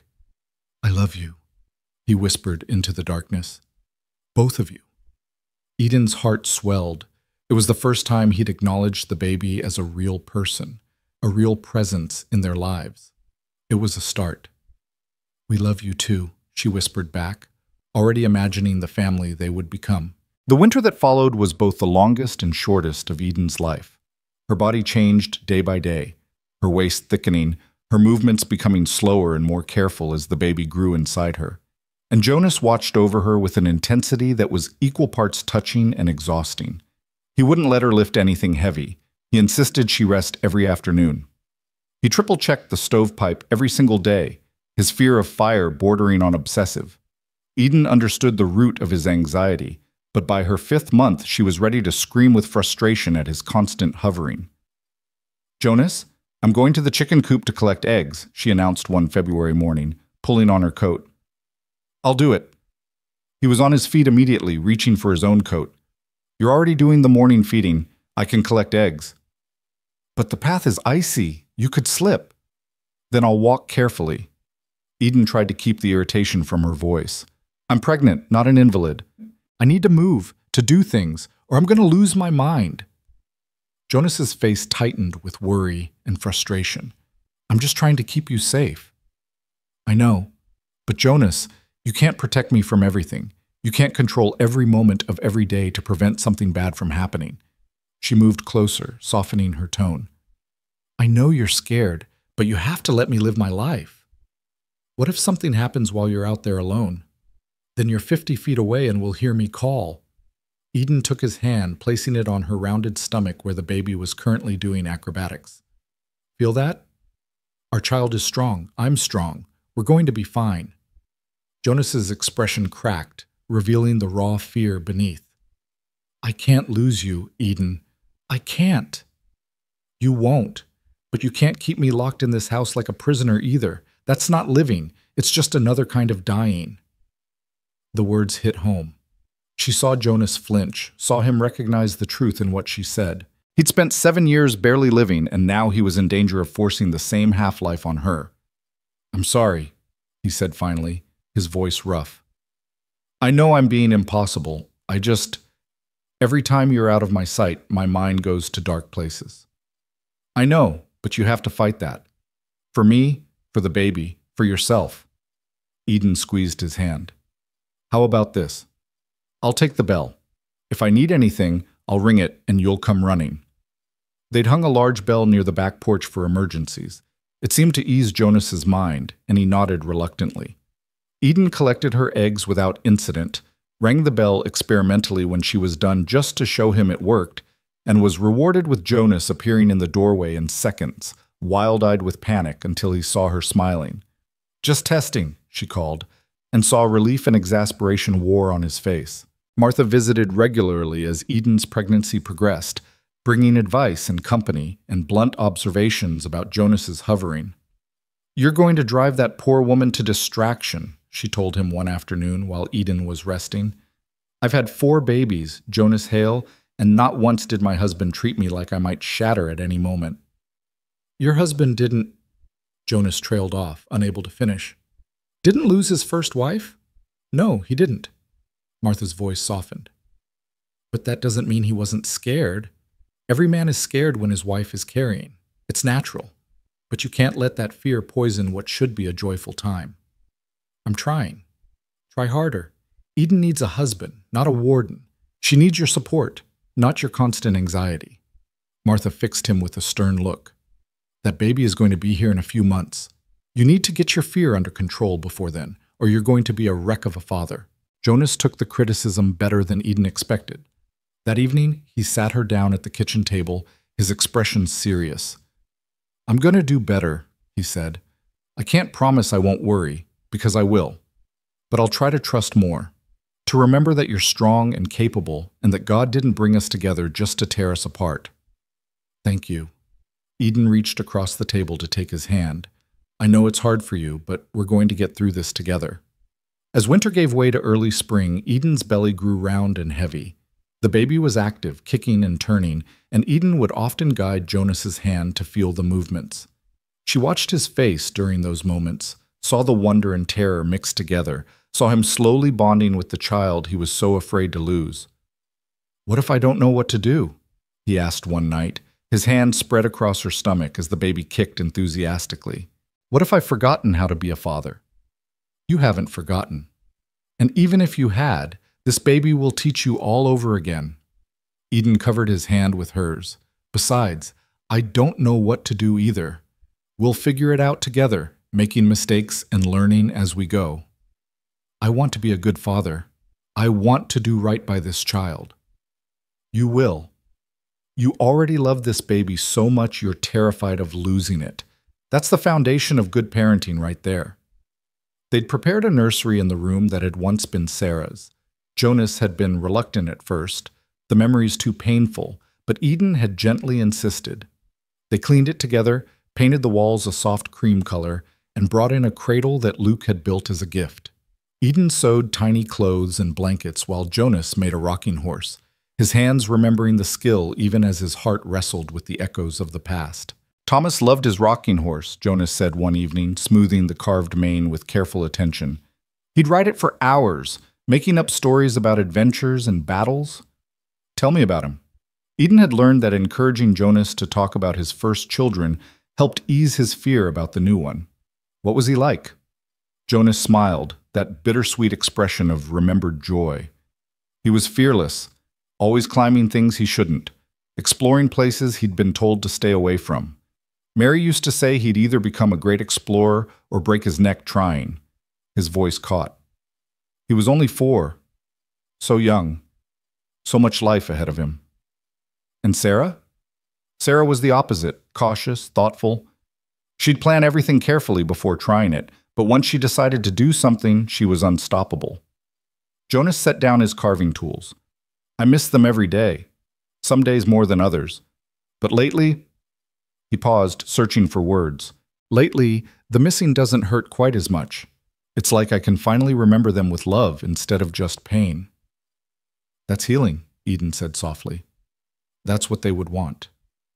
I used to feel guilty about that, like if I stopped hurting so much, I was forgetting them or betraying their memory. But now I think maybe I was betraying their memory by refusing to live. Sarah and Thomas were so full of life, so curious about everything. They'd hate knowing I spent years just existing because they couldn't. Jonas looked at Eden with eyes that were clear and honest. You've given me that perspective. You've shown me that honoring the dead doesn't mean dying along with them. Eden felt tears prick her eyes. I'm glad. Me too. He returned to his carving, and they worked in comfortable silence, Jonas shaping wood into a gift for his coming child, Eden stitching love into every tiny garment. By late April, Eden was enormous and uncomfortable. Her back ached constantly, her feet swelled, and sleeping was nearly impossible. But she felt the baby's movements growing stronger each day and knew they were getting close to meeting their child. Martha came by more frequently now, checking on Eden's progress, making sure everything was proceeding normally. Any day now, she predicted, feeling Eden's stomach with experienced hands. This baby's dropped into position. Won't be long. Jonas's anxiety ramped up to nearly unbearable levels. He barely slept, hovering around Eden at all hours, jumping at every small sound she made. When she finally went into labor on a warm May evening, he looked like he might faint. It's time, Eden said calmly, though her heart was racing as another contraction tightened across her belly. You need to go get Martha. I can't leave you. Jonas, you have to. I need Martha here, and you're the only one who can get her. Eden gripped his arm as the contraction peaked. Please, trust me to be all right until you get back. He ran. Eden heard the horse's hooves thundering away into the dusk and allowed herself a moment of fear. This was really happening. She was about to give birth, and despite all her reassurances to Jonas, she was terrified. She moved through the house, gathering the supplies Martha had told her to prepare: clean linens, water, towels. The contractions were coming regularly now, not close together yet, but with an intensity that took her breath away. She lit lamps throughout the house, suddenly afraid of darkness, needing light to push back the shadows of fear. Jonas returned with Martha in record time. The older woman took one look at Eden and immediately took charge, her calm competence settling over the house like a blanket. You're doing fine, Martha said, helping Eden into the bedroom. First babies take their time. We've got hours yet. But the hours that followed were the longest of Eden's life.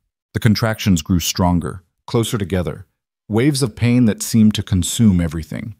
Martha stayed with her, coaching her breathing, wiping her face with cool cloths, encouraging her through each surge. Jonas was beside himself. He paced outside the bedroom door, occasionally venturing in only to look so terrified that Martha finally banned him from the room. "You're making her nervous," Martha said firmly, pushing him back into the hallway. "Go boil water or something. Make yourself useful." As dawn approached, Eden felt something shift. The pain intensified to a new level, and Martha's expression grew focused. "It's time to push," she said. "Your baby's ready to be born." What followed was the hardest thing Eden had ever done.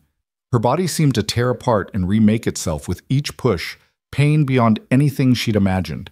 She screamed Jonas's name at one point, desperate for him, and suddenly he was there, Martha having relented and let him in. "I'm here," he said, taking her hand, his face pale but steady. "I'm here, love. You can do this." "I can't." "You can. You're the strongest person I know." He pressed his lips to her forehead. "Just a little more. Our baby's almost here."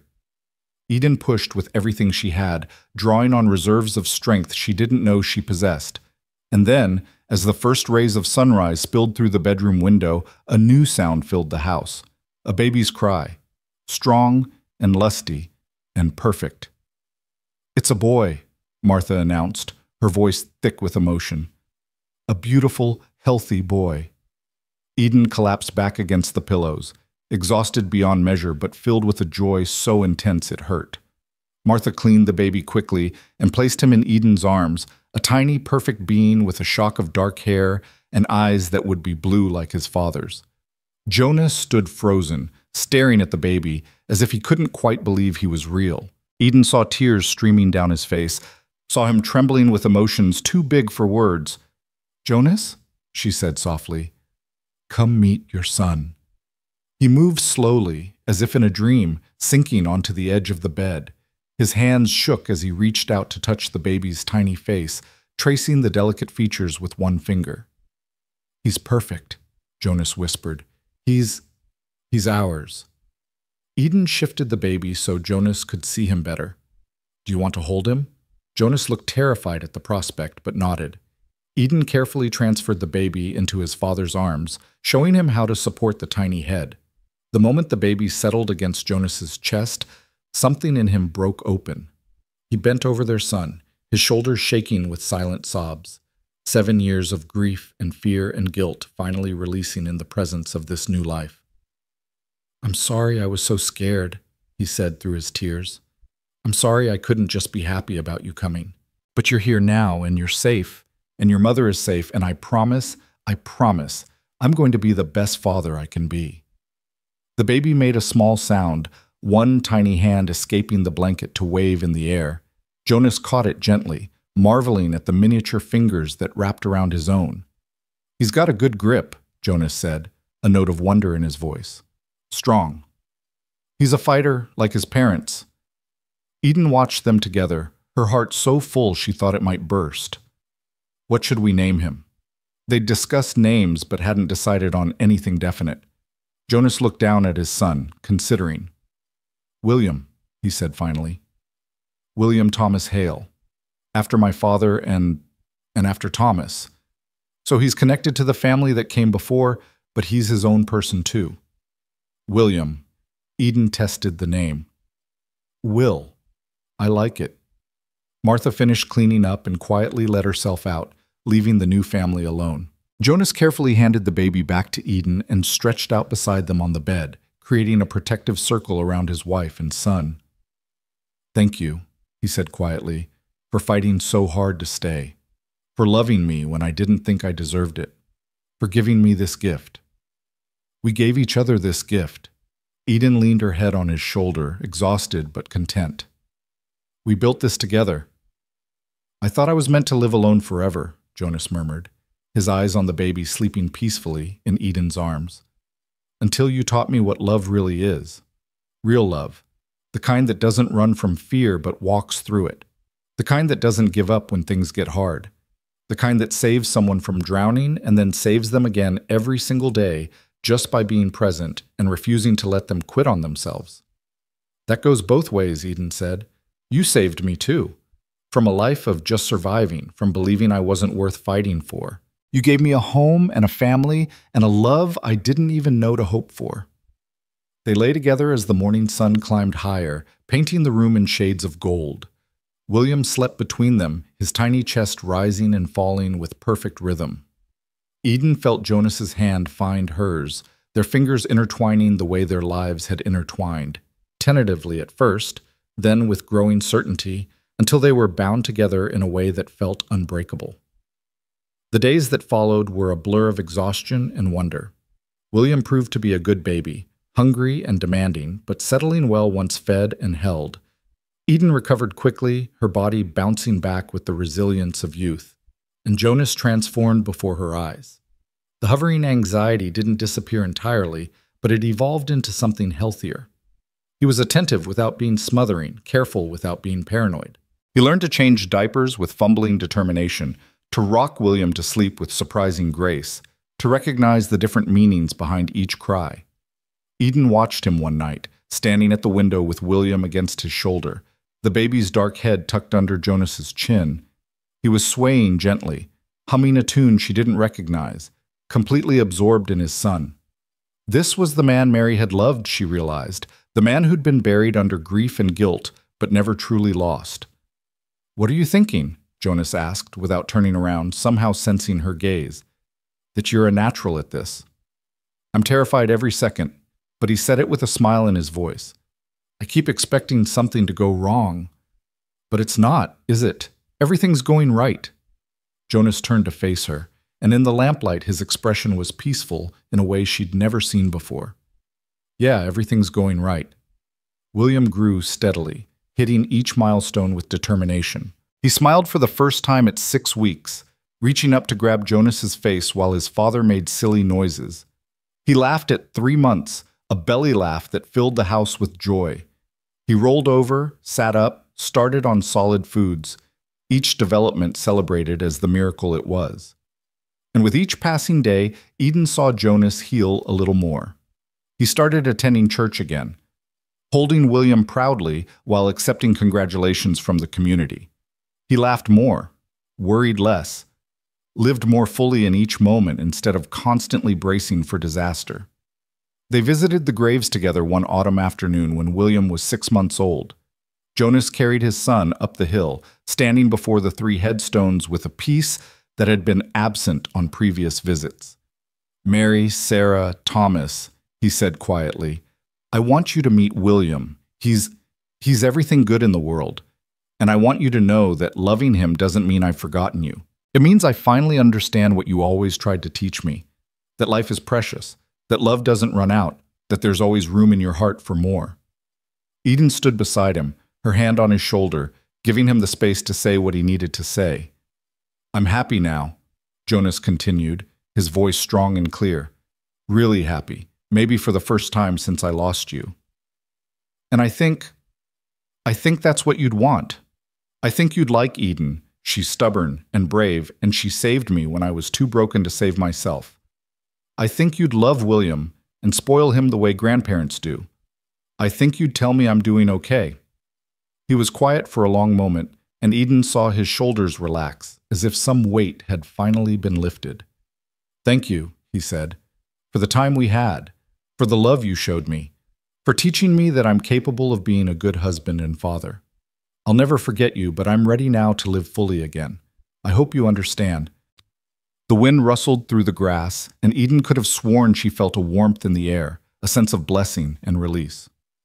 Jonas turned to her with tears on his face, but they were healing tears, not grief. "They'd love him," Eden said softly, looking at William, who was reaching for the leaves blowing past. "They'd love us." "Yeah."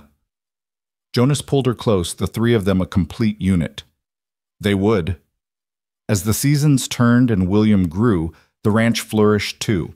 With Eden's help, Jonas expanded operations, hired another hand, improved breeding stock.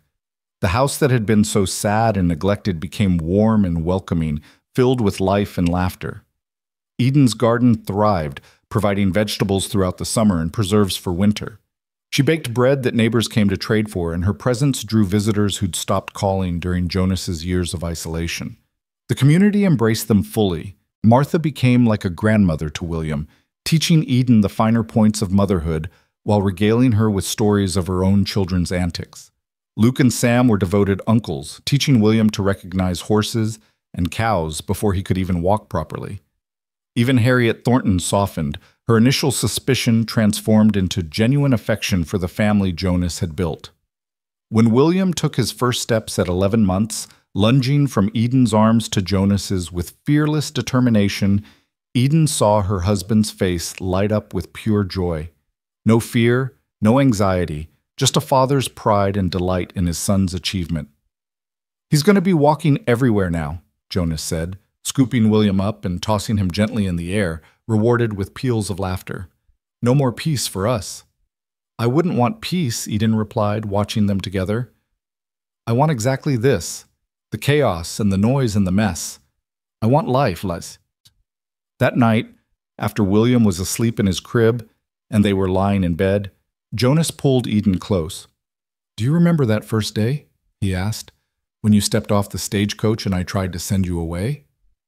I remember thinking my life was over, that I'd come all this way only to be rejected. I was such a fool." Jonas pressed a kiss to her temple. "The best thing that ever happened to me, and I tried to send it away because I was too scared to recognize the gift I was being given. We were both scared, but we found our way through it." "You found our way through it. You refused to give up on me even when I'd given up on myself." Eden turned in his arms to face him. "That's what love does. It persists. It fights. It believes in possibilities even when everything seems impossible." "I love you more than I have words for," Jonas said, his voice thick with emotion. "You and William, you're my whole world now. You've given me a second chance at life, at happiness, at being the man I was meant to be.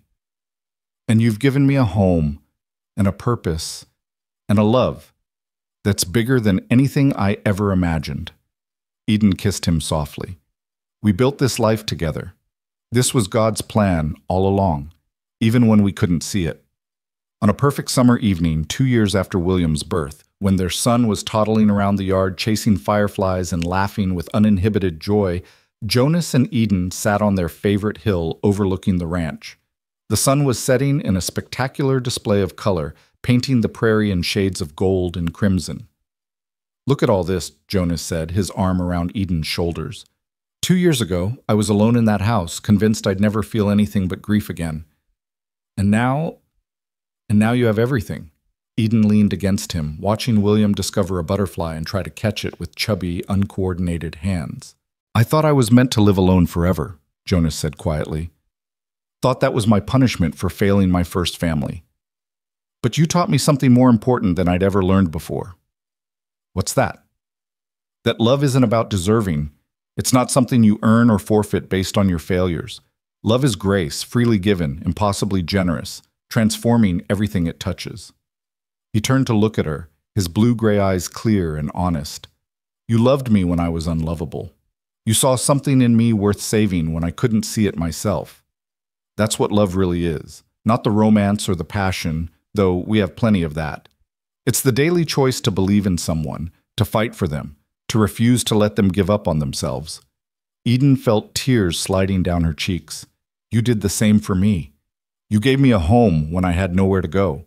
You let me prove my worth when the world said I had none. You saw me as I really was, broken and desperate and scared, and you chose to build something beautiful with me anyway." "We built this life together," Jonas agreed, echoing the words they'd spoken so many times now, words that had become a kind of sacred refrain. "Every day, choosing each other, choosing to hope instead of despair, choosing life over merely surviving." William came running over then, his face flushed and his hair sticking up in all directions. "Papa! Mama! Bug!" He held out his hand to show them a ladybug crawling across his palm. Jonas lifted his son onto his lap, examining the ladybug with exaggerated seriousness. "That's a fine bug you've found there, Will." "Pretty bug," William declared, then promptly lost interest as the insect flew away. He squirmed down and returned to his exploration of the hillside. They watched him play, this miracle child who'd taught Jonas that his heart was big enough to love again, that he could be a father without betraying the memory of the children he'd lost. William was his own person, boisterous where Thomas had been adventurous, cautious where Sarah had been thoughtful. He was uniquely himself, and Jonas loved him with a fierce protectiveness that no longer stemmed from fear, but from joy. "I want to have another baby," Eden said suddenly, surprising herself. They'd talked about it vaguely, but hadn't made any concrete plans. Jonas tensed slightly, old fears surfacing, but he pushed through them. "Are you sure?" "I'm sure. I want William to have a brother or sister. I want to fill this house with children and noise and life." Eden took his hand. "I want to keep building this family with you." Jonas was quiet for a moment, wrestling with himself. Then he nodded, a smile breaking across his face. "All right. Let's have another baby. Let's keep building." "You're not scared?" "Terrified," he admitted. "But that's okay. Fear doesn't have to stop us anymore. We can be scared and brave at the same time." Eden kissed him as the sun sank below the horizon, painting the sky in deepening purples and blues. Around them, the prairie stretched endlessly, full of possibility and promise. The ranch house stood solid and welcoming in the gathering dusk, smoke rising from its chimney, light glowing from its windows. It was a home now, not just a building, but a place where love lived and thrived and multiplied. A place where two broken people had found healing in each other, where grief had been transformed into gratitude, where fear had been overcome by faith. Jonas called to William, and their son came running, arms outstretched, secure in the knowledge that he was loved and wanted and safe. Jonas caught him up, tossing him high enough to make him squeal with delight, then settled him on his shoulders for the walk home. They moved down the hill as twilight deepened into night, a family complete and whole. Eden walked beside Jonas, her hand in his, feeling the life they'd built together surrounding them like a blessing. Above them, stars began to emerge one by one until the sky bloomed with light. There were no more ghosts haunting Jonas Hale, no more walls around his heart, no more darkness consuming him from the inside out. There was just this: a wife who loved him, a son who adored him, a life full of purpose and meaning and joy. They'd built it together from nothing but determination and faith and stubborn refusal to give up on each other. They'd transformed rejection into acceptance, fear into courage, survival into truly living. As they reached the house, William already drowsy on Jonas's shoulders, Eden paused to look back at the hill where they'd been sitting. In her mind's eye, she could see them there, a family silhouetted against the sunset, bound together by love that had conquered every obstacle. "Thank you," Jonas said softly, as if reading her thoughts. "For what?" "For arriving with no expectations except the hope for something better. For teaching me that love doesn't require perfection, just presence. For showing me that second chances are real, and that healing is possible, and that life can be beautiful again, even after unimaginable loss." He shifted William carefully, his other arm pulling Eden close. "For being exactly who you are, stubborn and brave, and filled with a faith I couldn't see but desperately needed." "We saved each other," Eden said simply. "That's what love does." Inside the warm house, they settled William into his bed, watching him surrender to sleep with the easy trust of a child who knows he's safe and cherished. Jonas stood beside the crib for a long moment, his hand on his son's back, feeling the steady rise and fall of breath. "I never thought I'd have this again," he whispered. "A family, a future, a reason to wake up each morning with hope instead of dread." "But you do." Eden moved to his side. "You have all of it. And tomorrow, and the next day, and all the days after that." They left the nursery, checking that the stove was properly banked, Jonas still cautious but no longer obsessive, and made their way to their own room. As they prepared for bed, moving through the comfortable rituals of long married couples, Eden felt a profound sense of gratitude wash over her. She'd arrived in Iron Meadow with nothing but a worn suitcase and a desperate hope for stability. She'd expected rejection, experienced it, and refused to accept it. She'd fought for her place here, proved her worth, and in doing so had discovered something far more valuable than the security she'd sought. She'd found love. Real, transformative, world-changing love. The kind that didn't come wrapped in pretty words or grand gestures, but in daily choices, in small kindnesses, in the willingness to see someone at their worst and choose to believe in their best. Jonas climbed into bed beside her, pulling her close with the casual intimacy of two people whose bodies knew each other as well as their hearts did. His hand rested on her stomach, flat now, but perhaps not for long if their plans came to fruition. "I love you," he said, as he did every night, as if the words needed to be spoken to make them real. "I love you too," Eden replied, as she always did, meaning it more deeply each time. Under a sky full of stars, the Hale Ranch slept peacefully. A family healed, a home restored, a love that had conquered fear and grief and doubt. Tomorrow would bring new challenges, new joys, new moments to navigate together. But tonight there was only contentment, the deep, abiding satisfaction of two people who'd found their way home to each other. Jonas had been wrong all those months ago when he'd looked at Eden stepping off that stagecoach and tried to send her away. He'd thought he was protecting her, protecting himself, maintaining the isolation that felt like safety. But safety isn't the same as living. And Eden Blake had taught him the difference. She'd taught him that love is worth the risk of loss, that joy is worth the possibility of pain, that opening your heart again after it's been shattered is the bravest thing a person can do. She'd taught him what love really meant, not the absence of fear, but the courage to love anyway. Not perfection, but persistence. Not the avoidance of pain, but the willingness to walk through it hand in hand with someone who refuses to let you face it alone. In the darkness, Jonas smiled, feeling Eden's steady breathing beside him, hearing William's soft snores from the next room. This was peace. This was home. This was everything he'd thought he'd lost forever, returned to him in a form he never could have imagined. The mail-order bride who'd arrived with no expectations had given him more than he'd ever dared to hope for. She'd given him back his life, his heart, his future. And in return, he'd given her the only things that mattered, a place to belong, a love to build on, and the promise that every day, for the rest of their lives, they would choose each other, choose hope, choose life.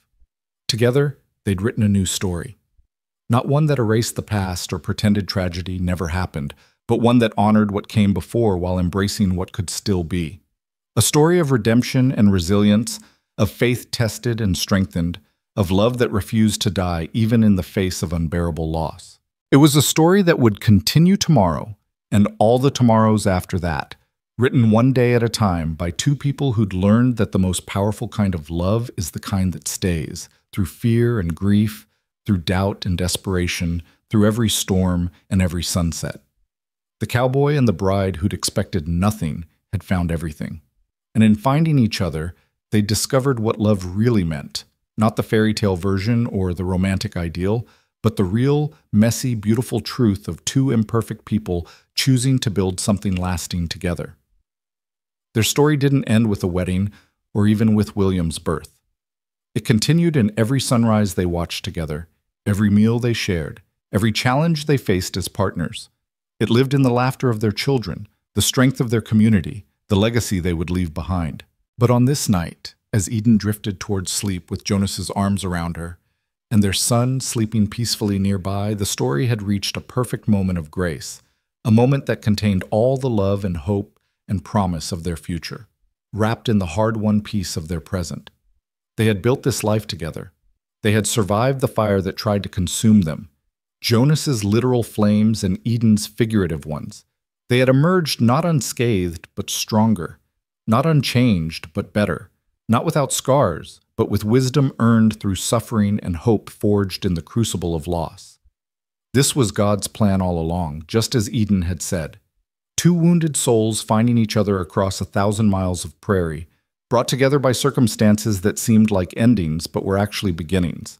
A man who'd forgotten how to live learning from a woman who refused to give up on life.